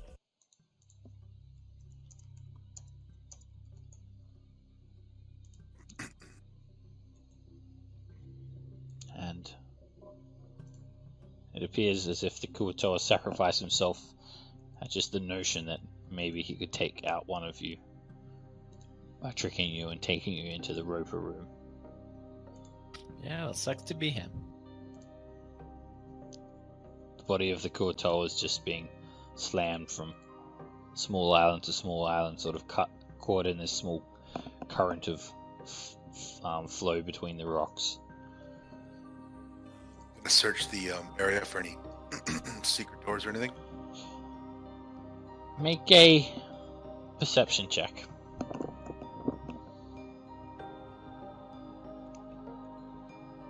A glint catches your eye core as some of the luminous rays that seem to come from these glowing pools of water shine, and you see a cache of coins neatly piled up in an alcove set about 8 feet underneath the surface of the water. There is 750 gold pieces. Nice. Perhaps coins left or taken from some unsuspecting victims. There's also a symbol of elemental water etched periodically along the bed of this flowing river. Sorry, a symbol of what? Elemental water. The evil elemental water symbol. Oh, okay. And even the little piercers have these tiny little carvings of the water symbol as well, carved into them.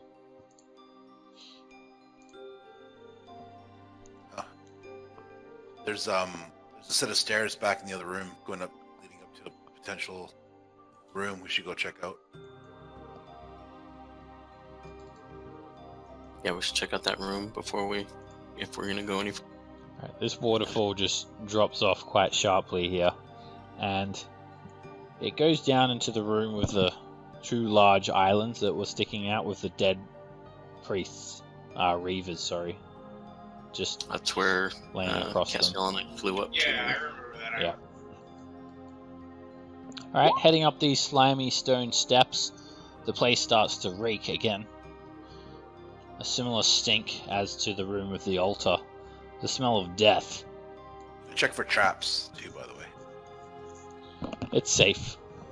Okay. And the stairs rise to a small damp cave, and there is just a single pit in the center of the cave. A few stalagmites and stalactites here and there.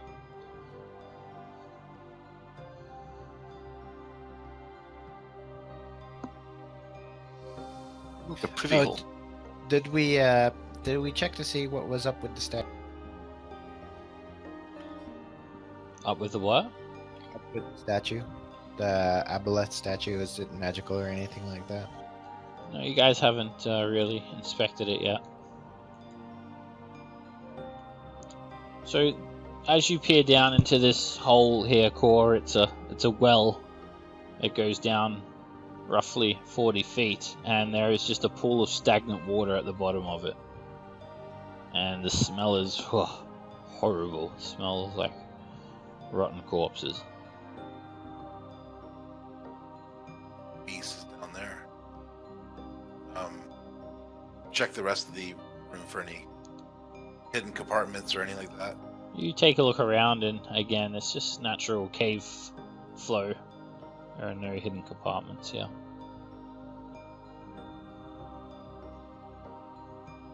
Alright. Seen enough here.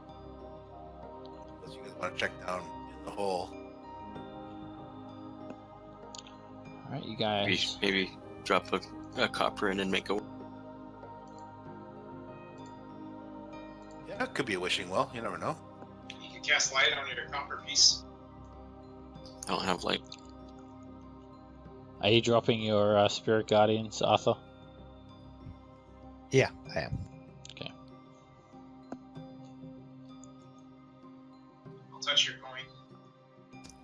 Alright.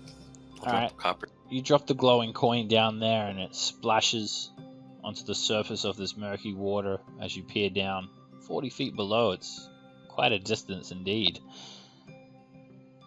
You're going to need to make perception checks. That is quite a ways away to see from, especially down a 5-foot diameter well. Are you peering down? Something thrashes about, Raftus. You hear it, and you see a little bit of movement down there, but that's about it. You can't make out any discernible shapes. Say, hey, there's something down here, guys. Sounds like a flurry of small creatures.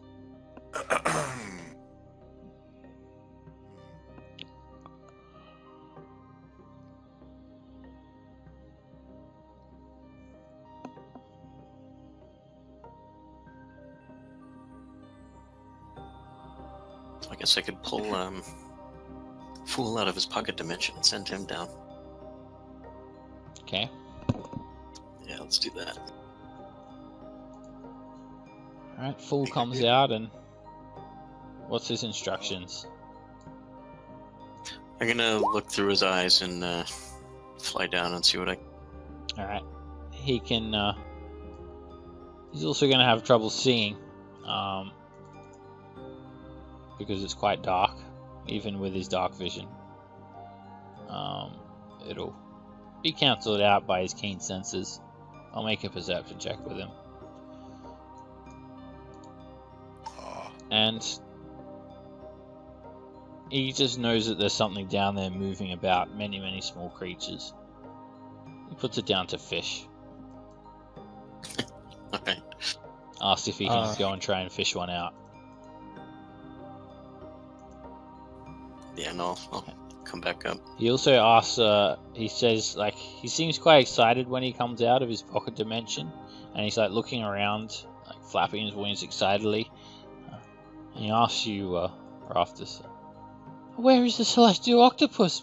My new friend. What happened to him? I thought I had a friend to play with.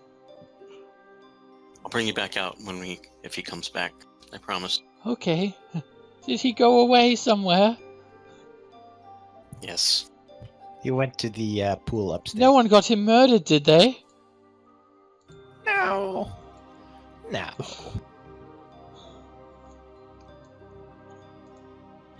He Done with goes the well? back away. I forgot I had. Does this help me see into the well? Yes, you see a flurry of you see clearly a flurry of quippers swimming around in there. I'll tell the party that's what they are. They're what? Fish with teeth. Quippers. Yeah, like little Piranhas. piranha. All right. I'll like That- Eldritch blast 2 of them and then walk away. Okay. They go into a frenzy of cannibalism when you shoot a couple of them, ripping each other apart. It's scent of blood.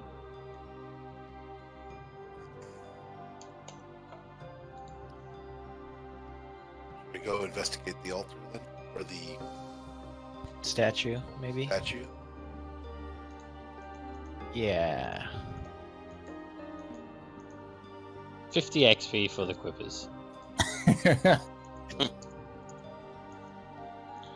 Alright, the statue is...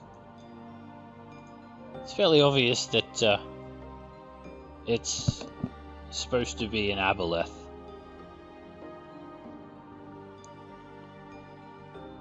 Perhaps the aboleth that you guys had already killed. Aboleth can be worshipped like gods, particularly from Kuatoas. They're said to be ancient beasts that believe that they are born from gods and are as old as time itself. Seems like these Kuato were revering the Aboleth, worshipping it like a deity. We've sent them to meet him.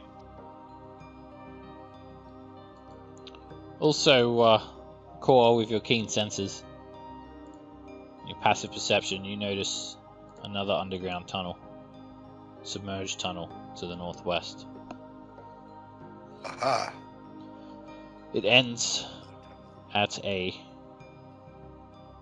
stone double set of doors. They're graven with reliefs of circular creatures with sawtooth maws. Maybe some stylized fish head with sharp teeth.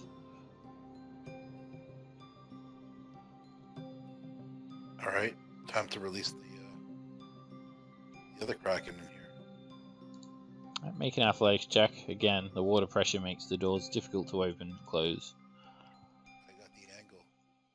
And you easily push through, kicking in the water. And you push through into this cavern. As you emerge, you see a waterway here.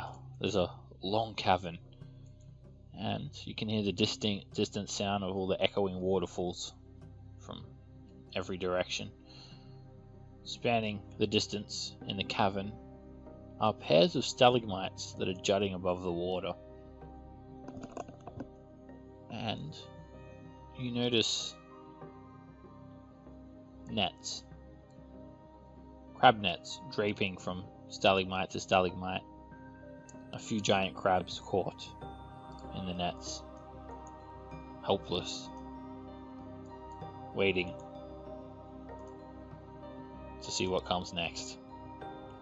Is it going to be an Eldritch Blast? Is it going to be a help action? Or is it going to be just an arrow? What did these crabs ever do? Nothing. Do they deserve it? No. Does it matter? Not really. Wow. On the other side, I feel some editorializing from that. On the other side of the door, Core, Yep. you notice the walls are definitely like worked stone, and there is a mosaic on the doors from this side, a red and black mosaic of tentacles, and the doors also sheathed in black marble. The reliefs along the walls next to the door as well show curving fangs, like some sort of, like you're entering the maw of some sort of ominous creature. But you're coming out of it, so Coming out of it. you are the ominous creature. We are the ominous creature. Yeah. Especially for these crabs. Do they, Alright, let's, do they start shaking when they see like explore. the crab? They try to hide and just nestle into the corners here. They've heard rumors. It's like their grandpappy told them about someday this will happen. They just offer you the XP for free so you don't kill them. It's a fair So trade. does that It's a mean fair trade. Does that mean that if we kill them, But if we get hungry, XP we'll be again? back. We are crabs after all. Please don't kill us, just take our XP. 15 experience points each if you don't kill them. Fair enough. Alright, Good you guys exchange. go past this area, which simply just Searching. seems like a good fishing spot, really. I'll be searching as we go. Okay. There's nothing of particular value as you search the area. Just a lot of empty crab shells resting against the shore, and some of them sunk into the bottom of this small cove. The tunnel continues on, and you can hear the sound of a crashing waterfall once more.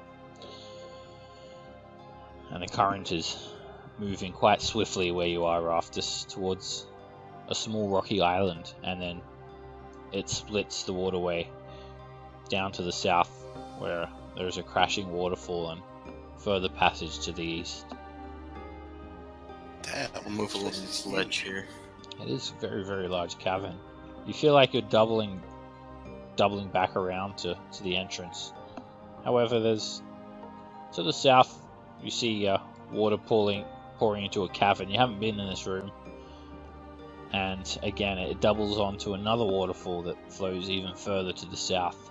There's a very thick mist concealing the ceiling of the cavern.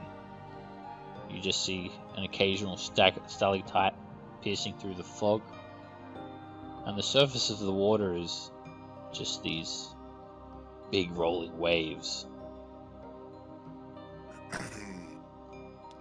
Something lives down there, I bet. Or up there. It almost All seems that- like the second waterfall down there leads to the room that we've already been to. Let's see. I shouldn't see it actually. Further to the east, you're confident that it leads back to the exit or the entrance that you came down. Okay.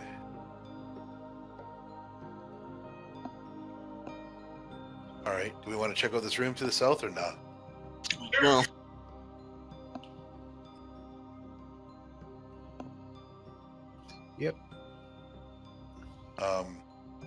With the Oh, that- immovable rod in hand, I'm gonna edge up to the edge here and see if I can make out anything in this room. Okay, make a perception check.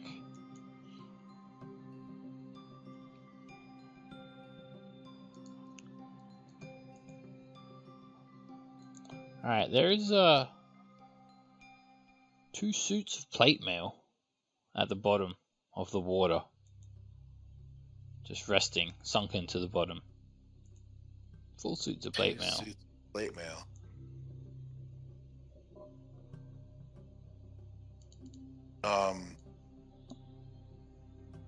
Arthur? You wanna go down there? Yes. Yeah, sure. I'll go down. Alright, you Tie can a rope. easily tie ropes and secure safe passage down. Are you the only one going down, Arthur? Well, it's up to these guys. I'll go down. I was asked to go. Alright. I'll go with you. Well, yeah, he's got the, the armor and everything for water shit. That's fine. Alright, you edge down the I rope. just don't want to.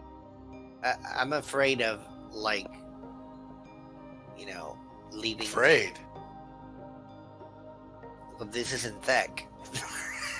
So again, That's true. you notice That's there, like, these currents are a lot more mellow now. Usually, like, when you first came in here, the rappers were just Crazy. Yes, Okay. and now you can just sort of drift easily down the waterfall, down the bottom of the waterfall.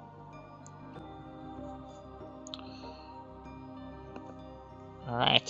So Alright, if you guys it's a wanna make very your way large down, cavern, I'll be the last.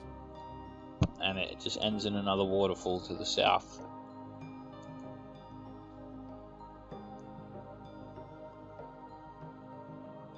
Maybe get those suits of armor. That's it. Yep. Alright, you swim down to grab the suit of armor, Arthur. And when you do, suddenly it starts to move.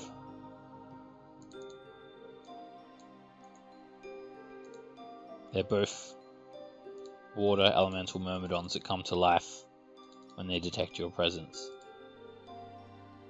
They form these wicked suits of plain mail, and they pick up these tridents embedded into the bottom of this pool. You have trouble seeing their watery bodies that have filled the suits of armor.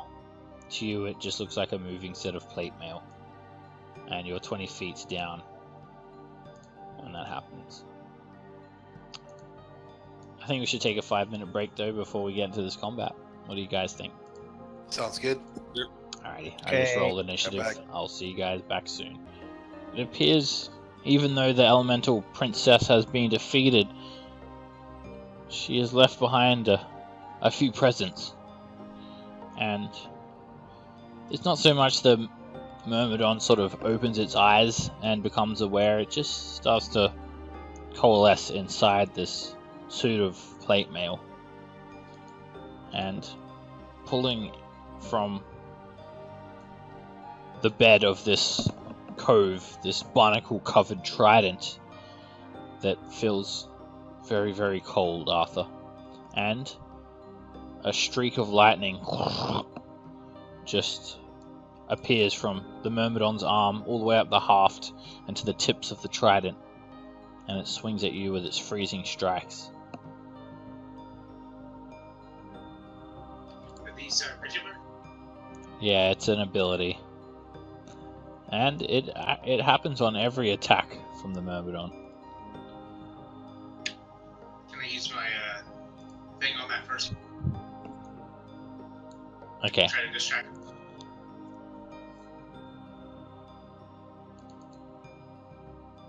Nice. Alright, and that misses. And the water around the tip of the trident starts to freeze, and then it swings again. And that also just misses, clanging against your armor, and a third attack hits. That hits. That's an additional 1d10 cold damage. You take 12 damage and your movement speed is reduced by 10 feet. And the Myrmidon skirts around next to you. And you guys are 20 feet below the surface of the water. Dorf. Dorf is going to use his ability from Drown and Oh, you don't have Drown anymore. Remember? Oh, fuck, that's right, I don't you have had Drown. to use it to close the portal. Oh, yes, that's right. Oh, that sucks so bad. Okay. We're swimming here, right? Yes. Well, it looks like where you are, you're sort of climbing down the rope because you're sort of halfway up the waterfall. Or maybe you're in a secret alcove behind the waterfall. You can be down the bottom though, like, yeah. Okay. But yes, Alright. both of these Myrmidons are 20 feet below the surface of the water. 2, 3.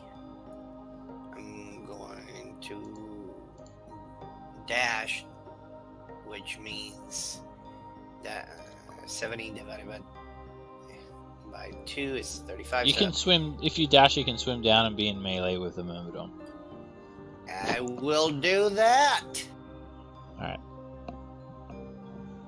As Dorf sees all these mathematical equations appear before his eyes, moving shapes. It's just literally like two squares just clanging together instead of all these actual equations. It's just shapes. Star plus triangle clanging together. Based on where I'm at, can I see this Myrmidon? Yes, the water is surprisingly clear, so you can actually see them. Okay. I just didn't know if, like, my position and the elevation. I'm going to Eldritch Blast that one twice. Okay.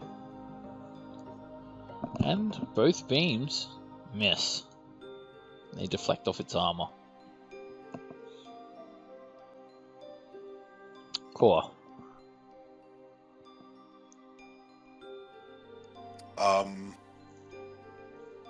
All right, I'll just take the best shot I can at the one right here. Okay, your attacks will have disadvantage, I think. I always get confused. Longbow has disadvantage.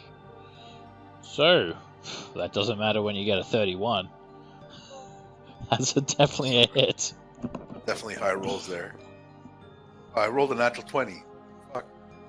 Yep, that's a shame. And Alright, 14 piercing damage. Unfortunately, you don't get the sneak attack as well because your arrow's slowed greatly from the hitting the water. It loses a lot of traction, and another arrow for 10 piercing damage.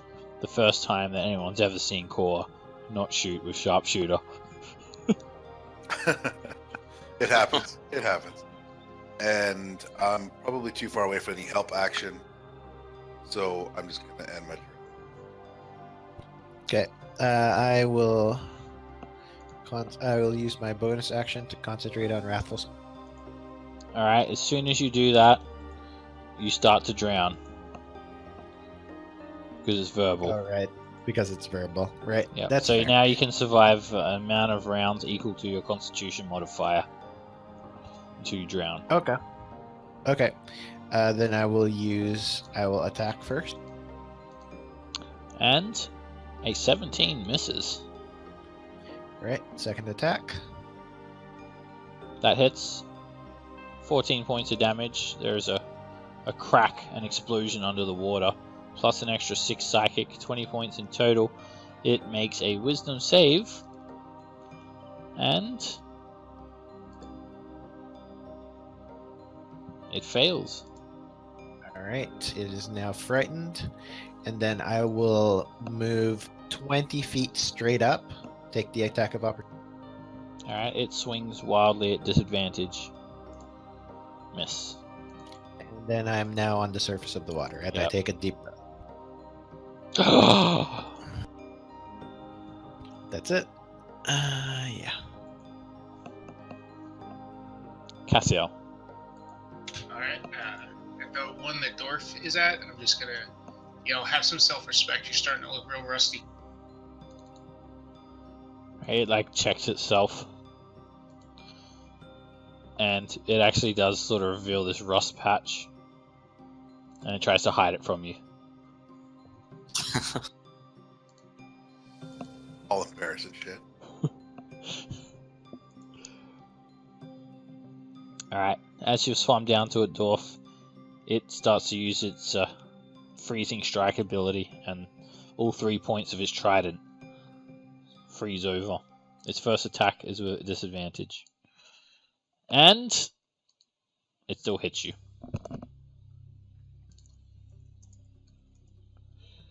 You're hit for a total of 13 damage, and your movement speed is reduced by 10 feet until the end of the Myrmidon's next turn. It continues to make 2 more attacks. Can I use my reaction on that second? Sure. And the second attack misses. Oops, I put the wrong marker on.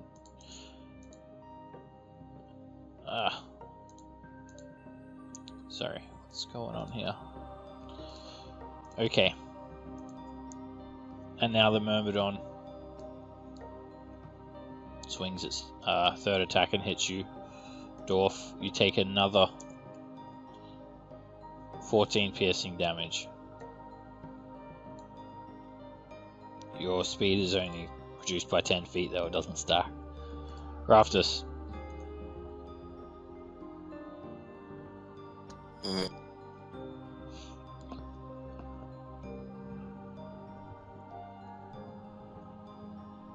So if I swam 40 feet at a down angle, I could get to him? Yes. Alright, then I'll blade some.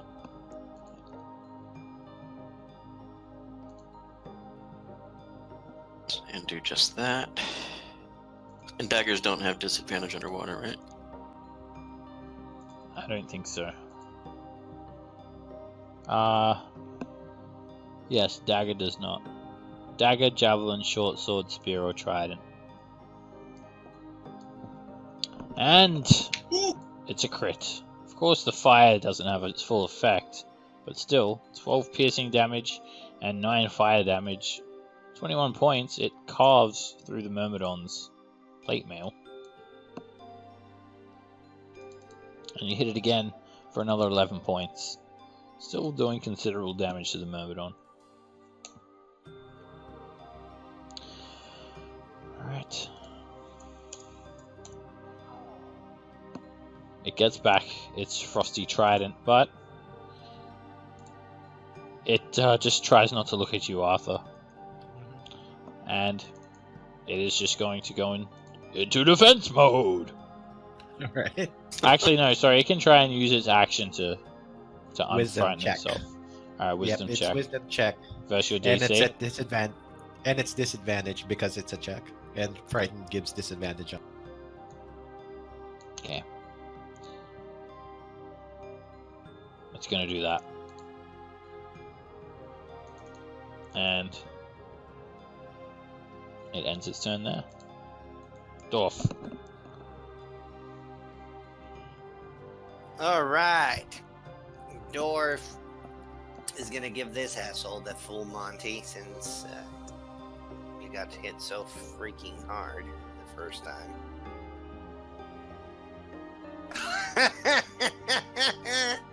The highs and the lows. It's very feast or famine with you, man. Are you raging? Oh no, not raging. So Alright, still 30 points would of be- slashing damage. You just cleave through this armor. The water Actually- elemental trapped inside is visibly being sliced. Any crit on that? Oh yes, plus Yeah. an extra 9. I forgot to add the Oh, that actual should crit damage. Yeah, I forgot that I already included it in the formula, the extra D12. So that too, D12 I rolled separately doesn't count. And Does I'm it? It gonna- doesn't look like it's No, it included. doesn't look like you have it in there, but You've got a D12 plus 4 from strength mod, 10 for Great Weapon Master, and Oh, I don't then know. Yes, I'm not sure what the Then other yes, two's it from did. though. What's that other 2 from? Oh, it's a plus 2 axe. Yeah. Yeah. You can include it So- to do the extra damage though. So yeah, it'll take the extra 2. If you click on it and look at the crit, it'll say like crit. Your standard is like 1d12, but if you change it to like 2d12, it'll Oh, like that, and it should make it automatically. Let me see if that fixed it. Well, maybe if you rolled it again because it wasn't. let me. Oh, wait. No, I had it for you and you just accidentally took it off. There we go. Yep. All right. Okay. Perfect. Then I'm gonna full Monty him again. And a 10 misses. Fuck. As it's quite hard to swing that axe around underwater, except for when you swing it really good and completely destroy the elemental. Other than that, John, I'm going to Eldritch Blast the one dwarf's fighting again. and both beams ricocheted off its armor and miss. This isn't doing good for me. Core, I just imagine you're just like sitting on the immovable rod, Core. yep. Sideways though, of course. Balancing. You don't want to know where the immovable rod is. Yeah. Now he's standing on his hands and then using his legs to shoot the arrows. Alright, that hits. Actually, sorry, disadvantage. Are they in the water? Yeah, the arrow gets slowed. That one hits though. For 13 piercing damage. Alright, these Myrmidons are quite tough though. Still, neither of them have been destroyed. Arthur. All right, take a deep breath and go down to this guy. 20. Then Iron Fang first attack. And that hits. 24 points of damage, you destroy it. And all the armor's buckled apart. Yeah. And then I'm just going to move like 5 feet, like 5 feet away from this guy's range and taunt him. Alrighty. Cassio. Okay, let's see. I'm good where I'm at, so I think I will just. Well, let's mock the other one. For 1 less damage than the first round. And 4 less. And he stares you down. I'm glad you used that 20 on that roll. We just stare at each other. To stare off. longingly. And he'll never get another natural 20 on that wisdom check again. Raftus. Alright.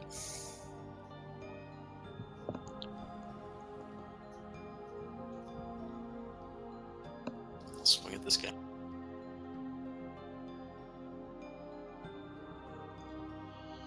And that hits for 10 points of damage. The fire really struggles to ignite underwater. And you crit though, and there is a small explosion for 18 points of damage as this Myrmidon begins to look a little bit scathed.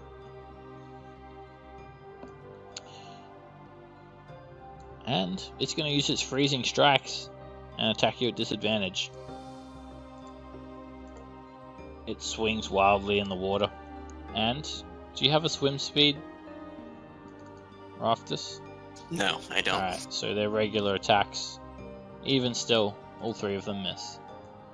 And the Myrmidon is just trying to not look at Arthur. It's shielding its eyes and like ducks behind you, Raftus.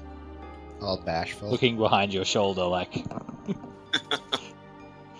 is whispering to you in Aquan. Don't let him hear me anymore. Dwarf. I love Wrathful Smite. It's so efficient. Dwarf is gonna 1, 2, 3. Yeah, full mon. 15 misses.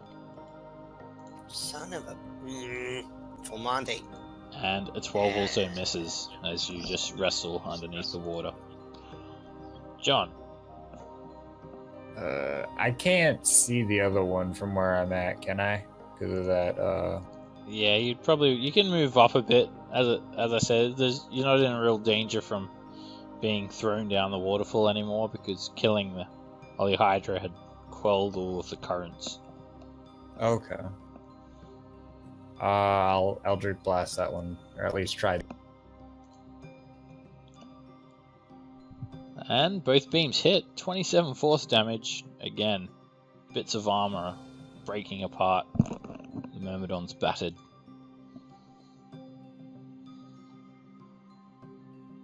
Core. I'm feeling lucky. Go for sharpshooter. See what happens. And that Nice. hits. Core's there just hanging like by his legs. Got John in his arms. He's swinging him like a monkey. He's doing like Eldritch Blast. Core's there just like shooting with his feet. You hit him once for 22 piercing damage, and the arrow sticks straight through the elemental. Sort of just comes out of its back, and then the arrow's there just like floating around as it gets stopped, losing most of its momentum. Arthur. Alright, let's try to finish this off. First attack. And you wreck it. 20 points of damage. More plates are ripped off of the armor. It's only half plate at the moment. Like, if we weren't underwater, I'd be giggling at the sound it makes as like bits of armor start like getting ripped up. But you're too worried about drowning to giggle. Yeah, yeah. I'm not crazy. I'm Right. just a little. Even with the last of its might, it managed to parry that 17 off with its trident. Cassio. Well, glaring at it didn't help, so let's try ringing a bell instead.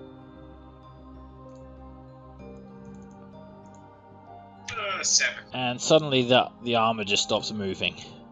And the pieces of the armor just drift apart. Cassiel with a KB. There is no more elemental left. Nice. 1000 XP each.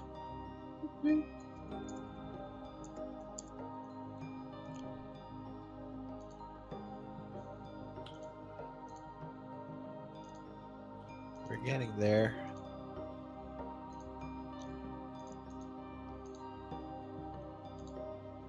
Yeah, we're like 4,400 short still. A little.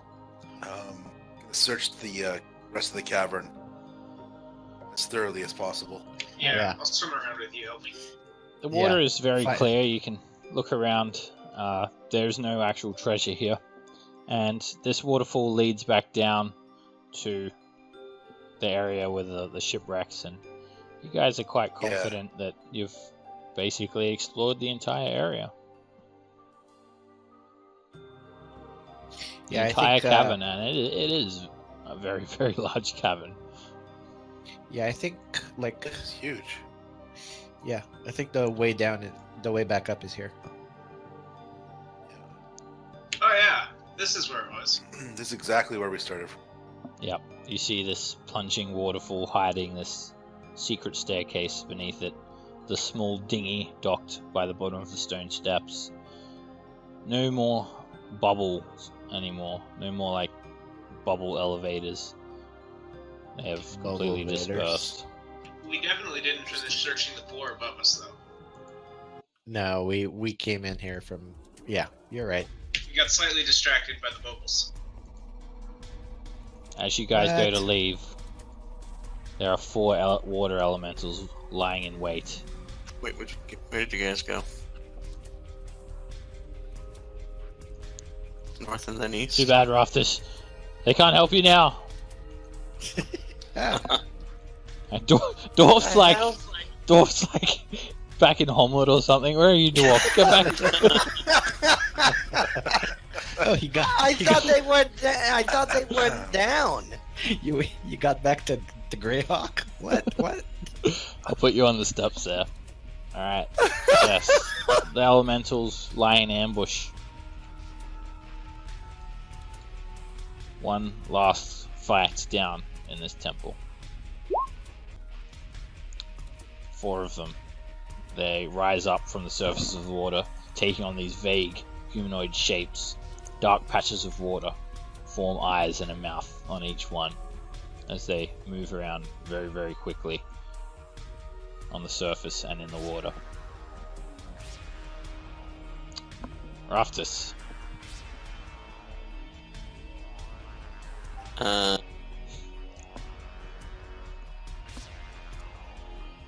Swimming. I'm swimming anyway, aren't I? Yeah.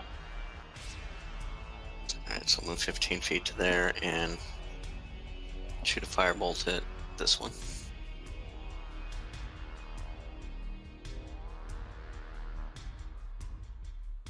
No, it's he's like he's total water. He's like he's immersed, if I remember right, fighting this Yes. They basically are guy. I'll total the dead resistant one. to fire damage for the most part, unless they get out on the land.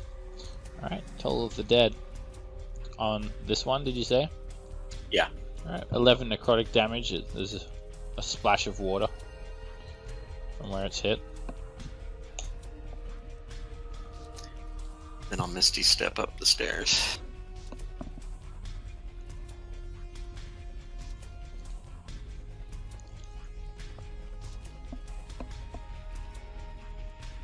John.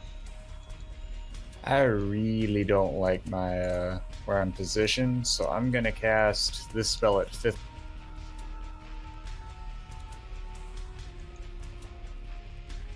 On the 2 at the north. Okay.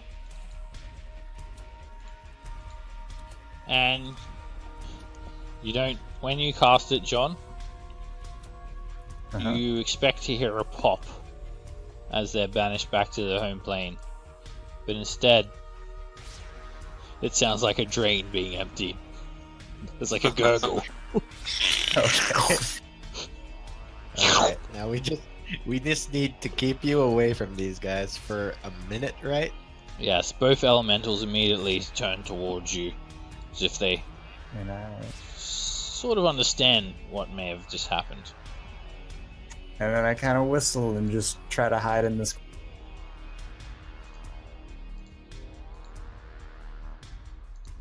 Oh, Actually, yeah, you'd think they'd like going home. all right, I'm taking a shot at this this guy right here. And Unless that's a hit. Could do a 24 menacing- points. Menacing attack on that one. Does an extra 8 points of damage, but the elemental's not frightened. Okay.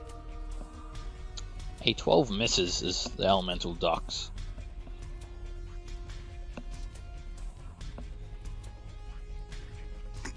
I'll put the help action on him, Okay. and I will go up 5, 10, 15, 20, 25, 30. Alright, You start running up the steps. The elemental weaves up and down in the water, and it crashes up, leaping into the air, up onto the steps. And as it splashes down, everyone in that area has to make a strength saving throw. Remember, you all have +4. Strength. Yep. Alright. And if you make the save, you're just pushed 5 feet out of the way. So Arthur, you take 6 bludgeoning damage and you're pushed 5 feet out. Dwarf, you take 6 bludgeoning damage and you're pushed 5 feet out. Rafters, however, you are restrained as it plants you onto the ground. Well, it doesn't actually plant you onto the ground, but it pins you in a non-prone way. What does it knock you prone to? How much damage do I take? You take 13 bludgeoning as well. It doesn't knock you prone, it just has you restrained. And you cannot breathe. So no verbal spells. Alright, and actually, sorry. As it splashes you down, it's just gonna like move back into the water, but it's gonna stay in range of melee attackers to not provoke. Dwarf. Alright. Dwarf. Can I reach in from here? Alright. I'm gonna move there. And Dwarf is going. Yeah, you can reach it. It's like well above your feet level. Okay. Dwarf is gonna. Where you're at, the steps have only climbed about 6 feet, and the elemental rises to a towering waterfall of about 12 feet high. Then perfect. Alright, then I'm there. I'm going to Rage and Frenzy.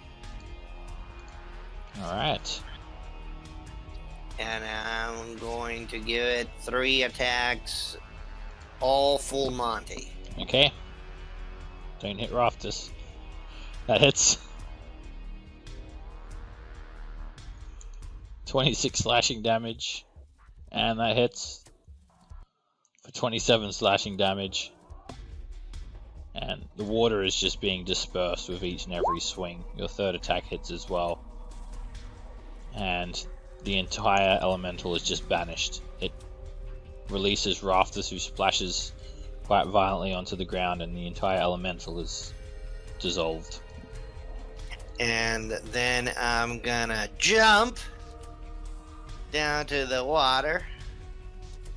Okay, that only takes 5 feet, and you just splash up and down.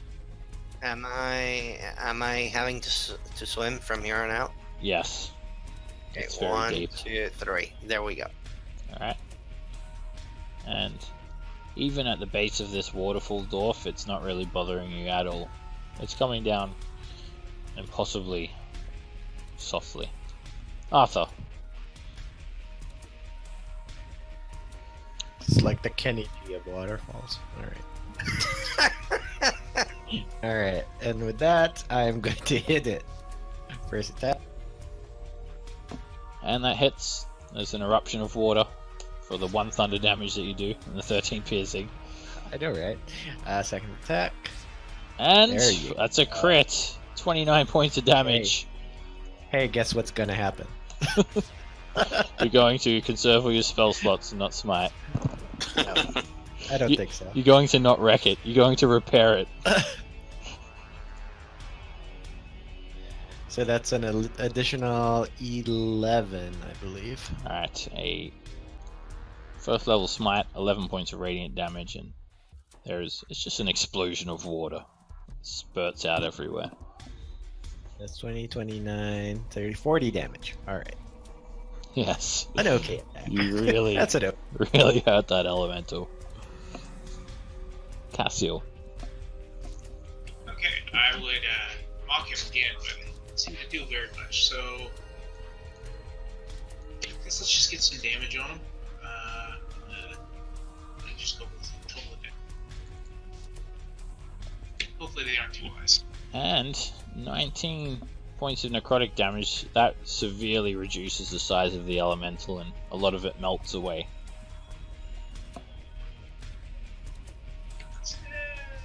That is better than step here.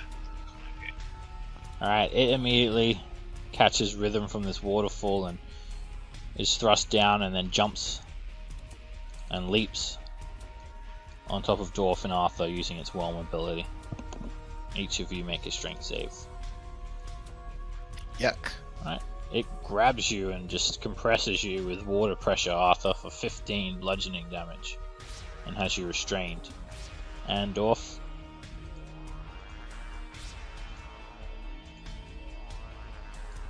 Alright, Strength save. dang it. What the hell? I double click my thing and it's all minimized, it all turned just into close- a tiny square. Just close it and It would- reopen it. You Alright. should be able to double click it as You take 3 points of bludgeoning damage and you're pushed 5 feet away. And the elemental, it starts dragging Arthur away. Dwarf provokes from you. Oh, fuck yeah. Full Monty. He sounds so happy. Oh, by It the moves way, 45 feet with you. By the way, I'm from all those attacks before. I was raging, so it's missing 9. Okay, But I'll add it on. does that hit? Oh, sorry, yes, 15 hits. Alright, 39 damage. You almost completely destroy the elemental. It just tries to take Arthur away and do who knows what to him. Raftus.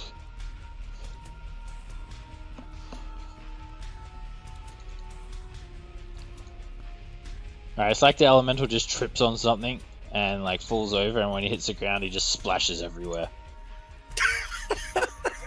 And meanwhile you just hear this as the two other elementals are not coming back. Yeah, because they're from another plane, huh? Yep, they return to the elemental plane of water to be free at last. That's Yeah, what they they always were the wanted. They were the lucky ones. They saw they were hoping to get banished. That's why they failed. You guys Well, might want to spread that out was a a bit clutch. before. That was a clutch use of banish, though. What's that, Banish, Cassio? if something's from a different plane, it just takes Yep. it back to their own plane. Yep. Yeah, as long as you concentrate on it for the full minute, they don't return back to the material plane or whatever plane you're on. it works on us too. If we go to another plane and one of us really wants to go, you cast that on someone, not yourself. Someone would have to stay, but Would it send us back to Greyhawk? No, because no, probably not. it's Probably it's still still the prime material plane. Yeah, still the prime material. It's just very far Different away. part. Yeah, different part of the multiverse. All right, you guys heading back up now. I'm sure you're keen to get out of this water place. I hate the water plane. All right, you guys make your I'd way rather back be up. here than the fireplace. Oh yeah, Oh, for bring me fire. sure. Frickin', I'm not going in there until we have Circle of Power or Circle. Yeah. All right, I'm looking forward to getting more to jump into lava. That was fun.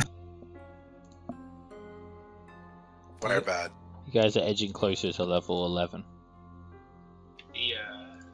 They're west of us. We haven't been. All right, you emerge back at the top, having dealt finally with the water cultist threat. Feeling quite confident that the threat of the cultists on this planet of Toril has been dealt with. And you find yourself standing before a fungal swamp up a set of ribbed steps to the west. There is all this weird fungal growth infesting a very large cavern, giant toadstools, puffballs, and other forms of funguses. Is that where we slaughtered the lizard folk? No. No, it was That's up the steps. I technically think. to the south and west of us is where the lizards. There is all manner of different fungi, shelf fungi, growing from the walls, and toadstools of all different varying heights. It's a muddy bog in here. I just enjoy like smashing Iron Fang into the ground and pulverizing them, and then just watching the spores drop. You notice there is a distinct path waded through all of the spores, and as you guys get to the intersection here, 3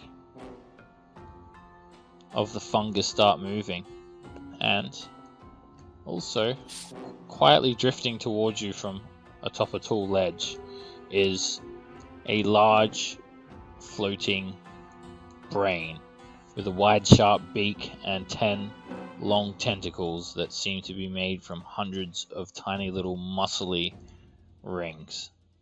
It's a Grell. It's a beholder. Run.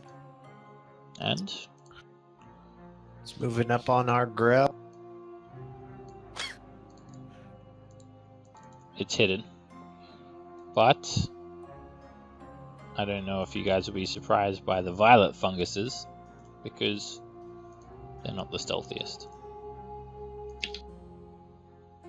Oh, well, even when they get a nat 20, they're not the stealthiest.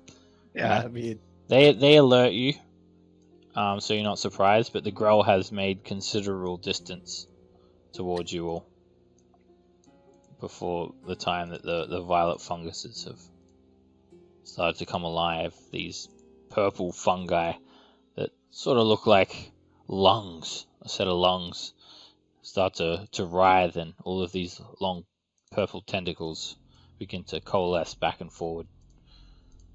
And they reach out and try to grab Raftus and Arthur as the Grell moves in to get its prey. So the Grell is hidden at the moment. Core.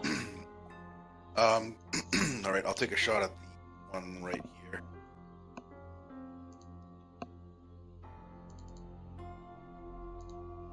And that's a hit.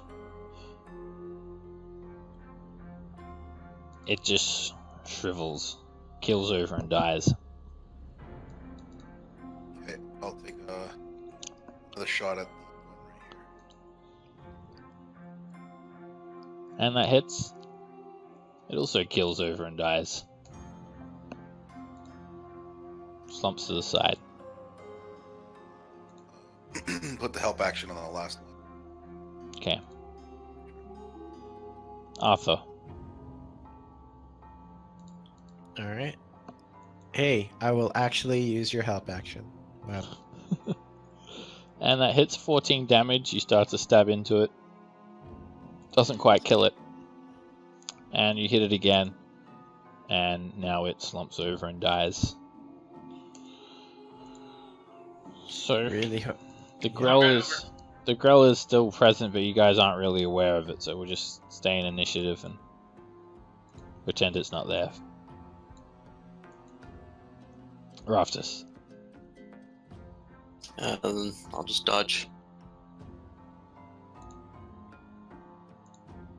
Okay. John. I guess it looks like the threat's gone, so I'll just start moving up.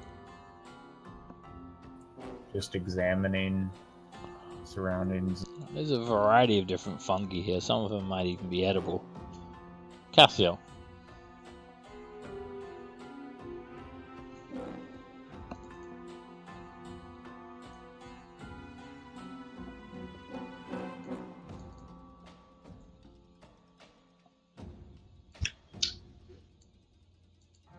Can you hear me? Yep, I can hear you now. Okay. I'm just waiting for Core to move forward, so I don't take any actions at all. Okay. Dwarf. Oops. I didn't mean to skip. Dwarf. Your turn.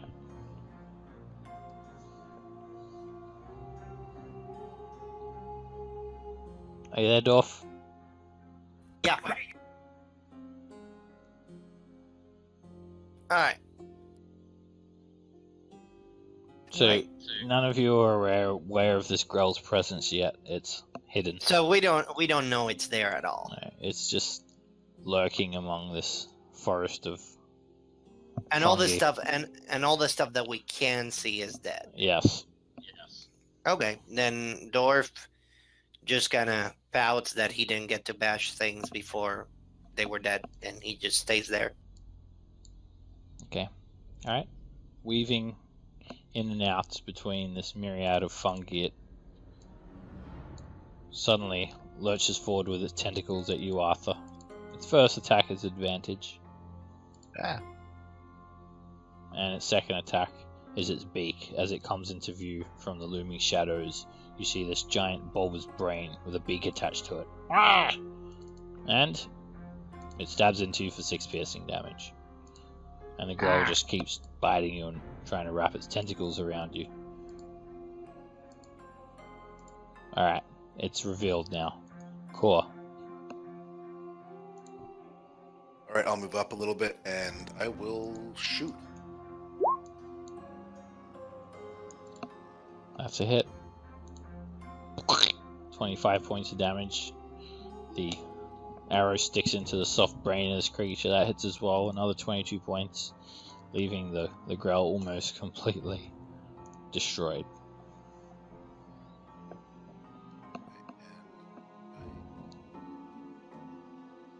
Put the help action on it.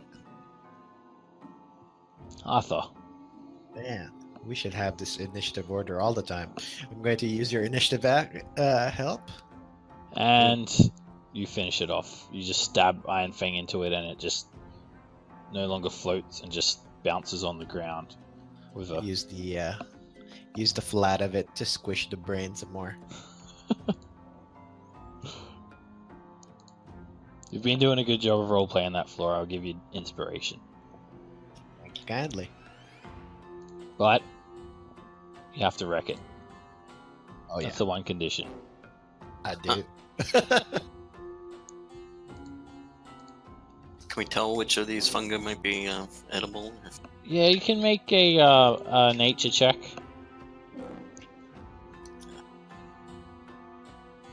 Huh. Yeah, there's like a green one with an X on it. It looks edible. Hey, Cole, you're not really sure. Some of them might be, some of them might not. It'd be a bit of a risk.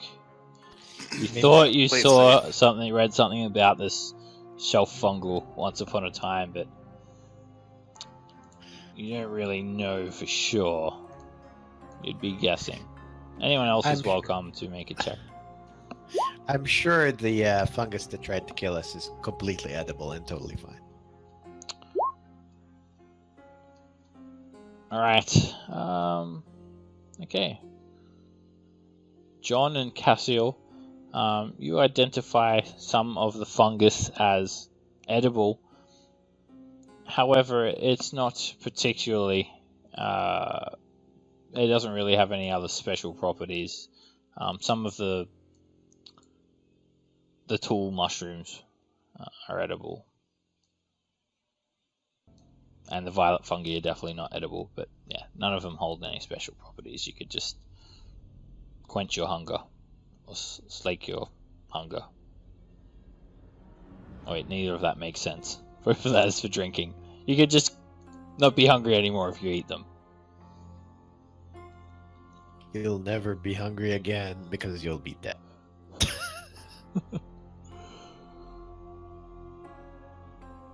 We haven't been north, have we? Nope. Yeah, we haven't been anywhere here, I don't think.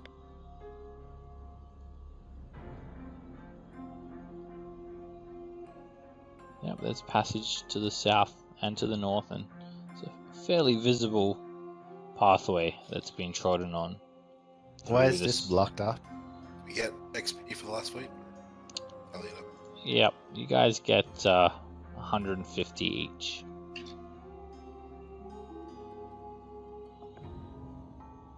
Okay, so to the south there.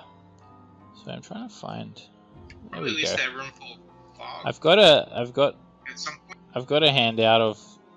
There we go. All right, I'm gonna give you guys some some more detailed fungi. So there's a few that you identify here. There's barrel stalk.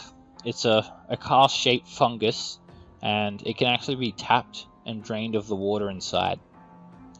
It can also provide food if you cut at the husk of it. The shelf fungi is called rifflebark.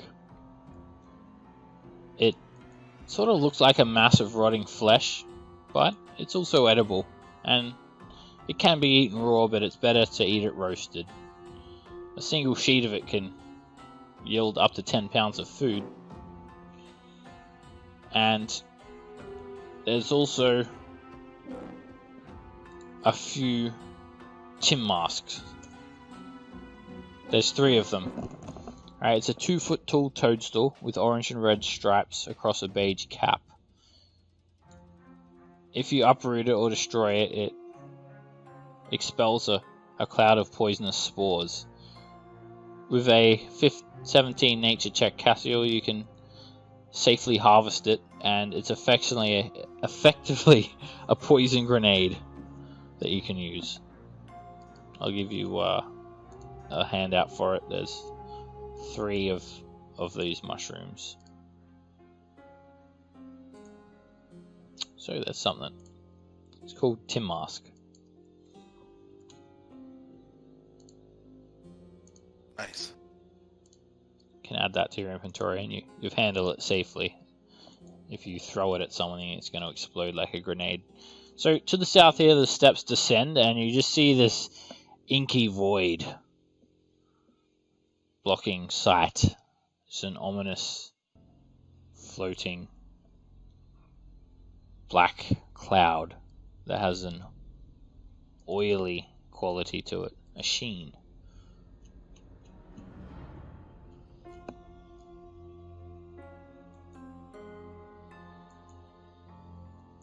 Down. To the west is the room Down where you those- fought the harpies. So you've been there before. Okay. I can't, with this, I can't see into it either. No, it's not that it's darkness, it's that it's an actual heavily obscured fog. Okay. And as you stand near it, Dorf, it's letting off this cold eminence. Very, very cold being near it. Cold. Hmm.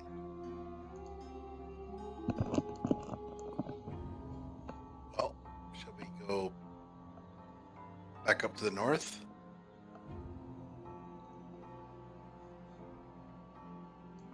Sure.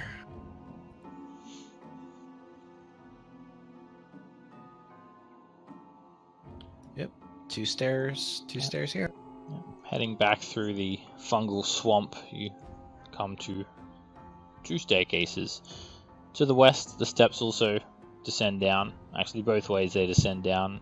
You're met with another inky black void that blocks vision, and a clear passage to the northeast. Same thing over here? Or no? Yeah, this is the oily black fog.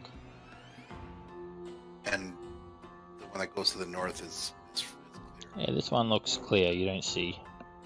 You just see the steps descend down to. I'm gonna quietly go out to the corridor and see if I can hear anything. Make a perception check. So you can already pretty clearly hear something beyond the door there, Core, because your passive's so high. Okay. You got it! No! Why you always win it? 'Cause you're stupid, heifer! Shut it! Why you always do this tic-tac-toe? Because you're stupid! You keep doing tick-tick-tick! You gotta get a tick, then you do a tack, and then you do in toe! A couple of voices in Giant.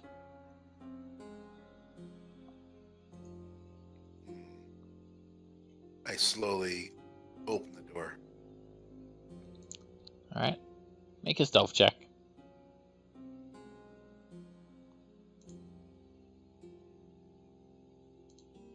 Alright, you peer into the door ever so quietly. And sitting there on the floor of the room are two fat hill giants. And they've got a crude carving of a tic-tac-toe mat on the ground. There is also a couple of dirty bedrolls, crates and barrels stacked against the south wall, and the whole room has this faint purple glow about it. You see purple crystals sticking out of the walls that have large fissures cut through them, almost like someone's broken open a geode, and you're peering into the center of it. The giants haven't noticed you, and one of them is placing a rock down. Dick! And then he puts it in the top left-hand corner of the tic-tac-toe. And then the next hill giant puts it in the middle. And then another hill giant puts it next to his first rock, so he's got two in a row. And all the other hill giant has to do is block him by putting one more down. And instead the hill giant just puts it in a random place that doesn't make sense. And then the other hill giant yells out, "Ah, got you!" And he puts three in a row and gets tic-tac-toe. Ah, why you keep it losing? You stupid. Oh, I think it's time to shoot him in the face. Yep, I'm running in. Alright. As soon as you run in, the hill giants are startled and they look at you all. Are you just running and attacking? No, I'm running in and kicking the board down. Alright. You run in and start breaking the rocks, and the hill giants sort of get a bit startled. Ah! What is this? Like I Hey, kicked you're this- cheating! You got Like the I kicked- puny bones help you! Like I kicked the rock like straight down this corridor right here. One of the hill giants, like, their clubs are lying close by, but neither of them seem particularly aggressive. As you start breaking them, one of the hill giants just starts cackling in laughter. Now me win! Hey, puny bone! You wanna play?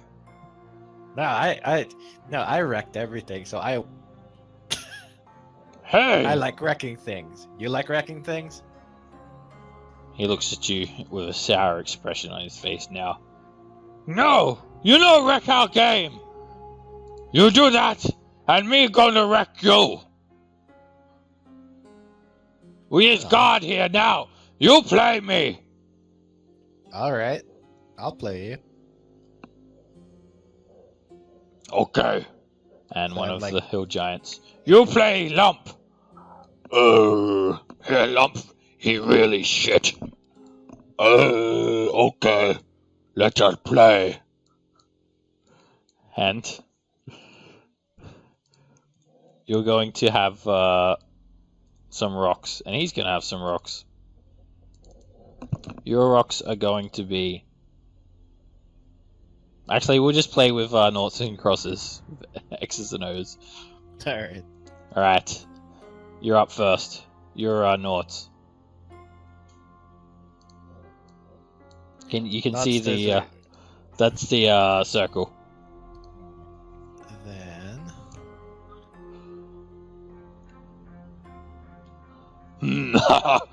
This one easy mistake in making. Look, me block you.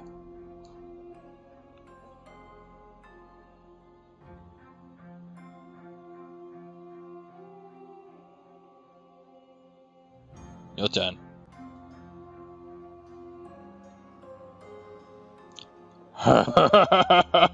You stupid! Now me gonna get a 3 in a row!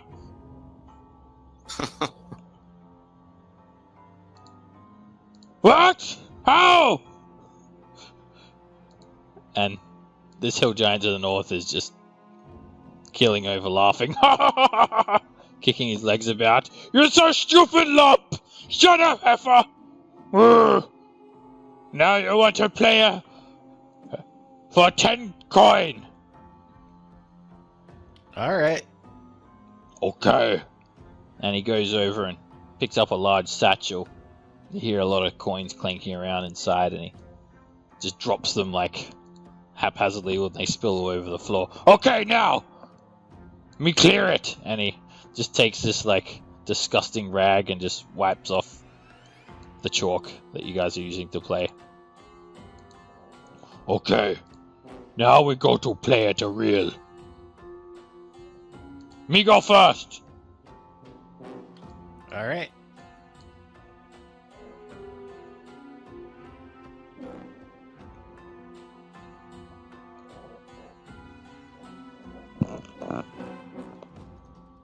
Ha ha ha! You is stupid. Me gon' win.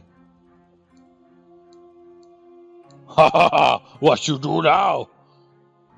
No! Me win! And he just like snatches your 10 gold up. Ha ha! Me win! Me win! I'm not even mad. Can I? Is there any way for me to stealth in and steal the gold? Sure. Make a sleight of hand check.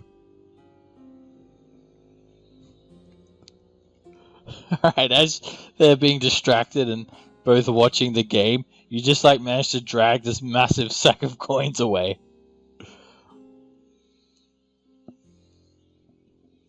That's cool. But then this hill giant, he turns to go and find his sack. Wait! Where me put it? And he starts think the other checking guy- around. He picks up the crate, picks up the barrel, checks down his loincloth. I think the other guy got it. Make a deception check.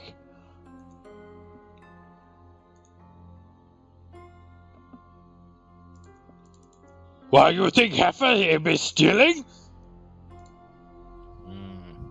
No! Someone here been stealing! And he picks up his club. Give it back now! Me beated you, look! Wait, I didn't see it. Pings the map. You cheated. No! Me going to cheat! You're going to cheat! You're going to cheat because your brain is going to be on the floor! And he just goes to try and whack you now. Oh, hell no. No. Oh, the rocks get the initiative. The rocks rolled pretty good. Core, you're up first. Gonna try to do a bonus action hide attack situation. If you can duck around the corner, you can hide. Okay, I am around the corner, or I tried to be. If I can't do it, just fine. Yeah, I'll say because there's a decent sized wall there from the door that you can still be hidden.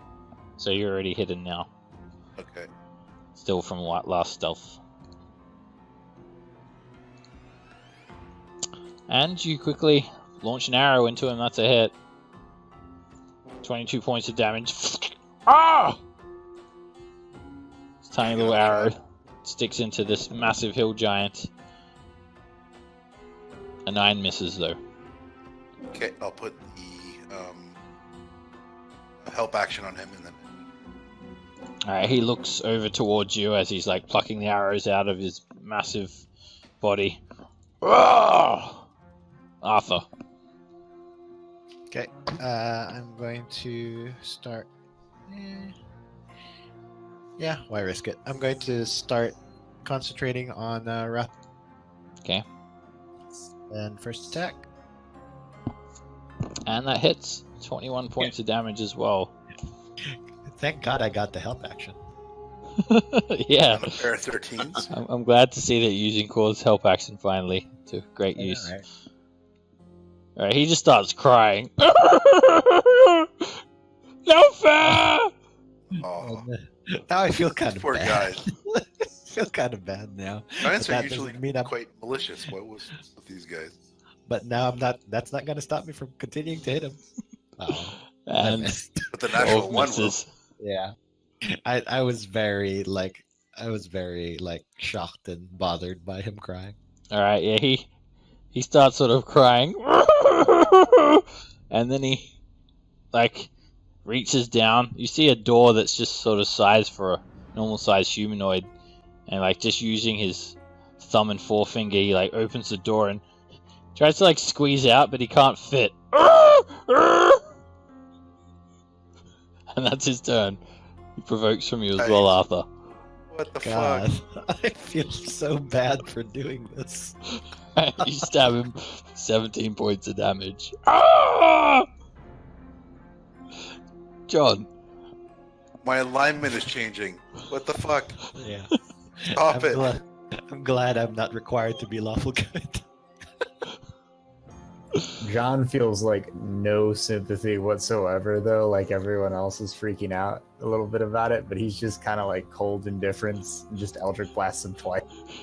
Edgelord intensifies. Oh, Yeah. Both beams hit, 26 points of force damage. Ow! Ow!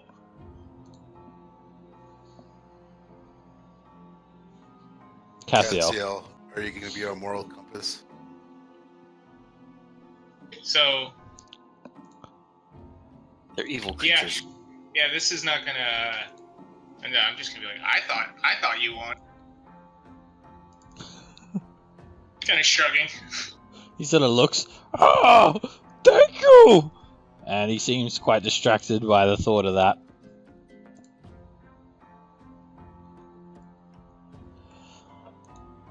Raftus.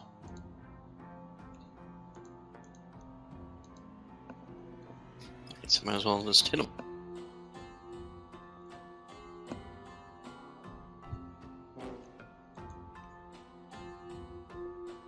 And that hits. 12 points of damage. He screams. And you hit him one more time. And he drops to the ground. As he falls, he's tearing up.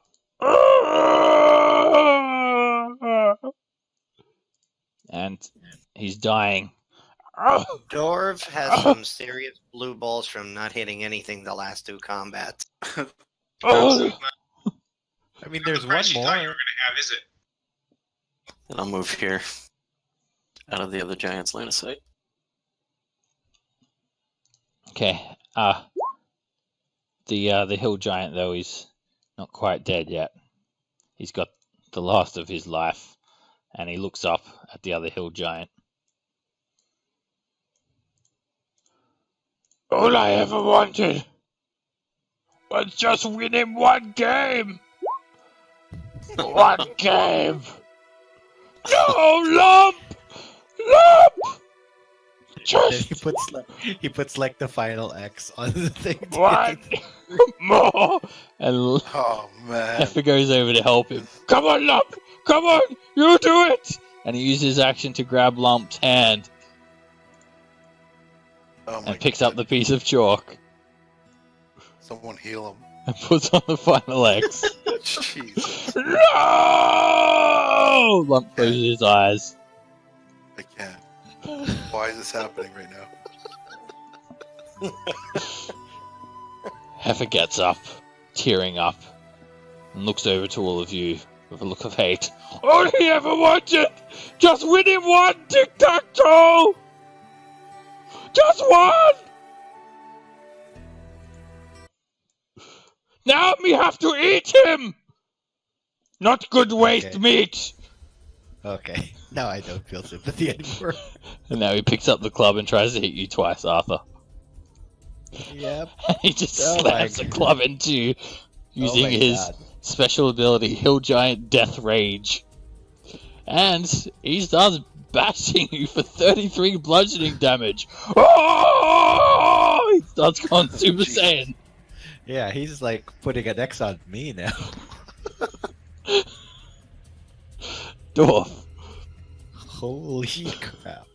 Dwarf gives him the full Monty both times.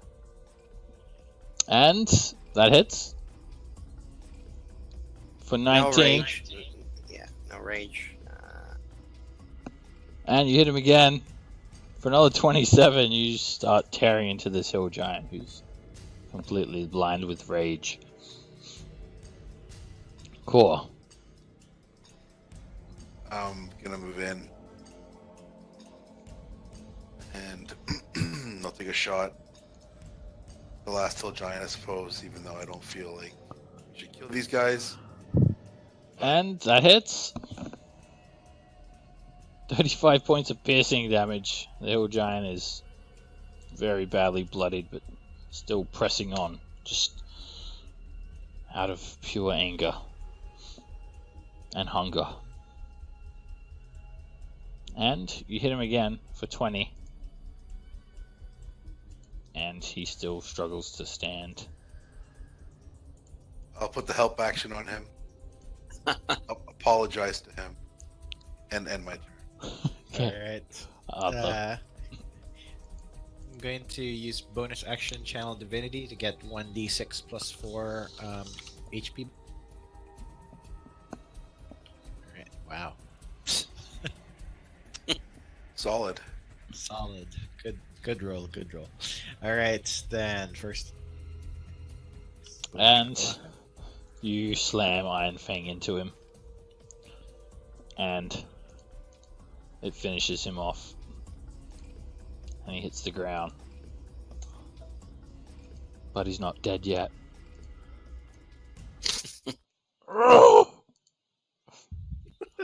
All me ever want was just win the tic-tac-toe. It's my fault. I teach Lump how to play. I'll go and help. Whatever He you has do. cheated. No, my food. Slaps your hand away. No, I feel cold. Why is it cold? I bring him a blanket. Settle down, Eponine. There's actually a cold like wind breezing through this this passageway, that's why. Let's see. Lump, I feel where it we too. go I now? feel it too. We can play tic-tac-toe. You Forever. Tic-tac-toe in the sky. And Heifer and Lump, they were good guards. You didn't know them for long, but they're one hell of the tic-tac-toe players, and they'll forever be remembered as that. That was the most painful assassination of guards. That ever. had better get us to 11, man. You, I, That was su- I painful. suffered a lot of psychic damage from I that. feel like I think feel it's like about I- time you guys get to level 11. Just level up to 11. Right. Alright. Thank you. That was the epic milestone of killing these two hill giants. I hope you're happy with yourselves. Not at all, actually. Not at all. But Yay, XP cantrip die. yes, be on the XP that is required for level 11, and we'll finish it up here for tonight.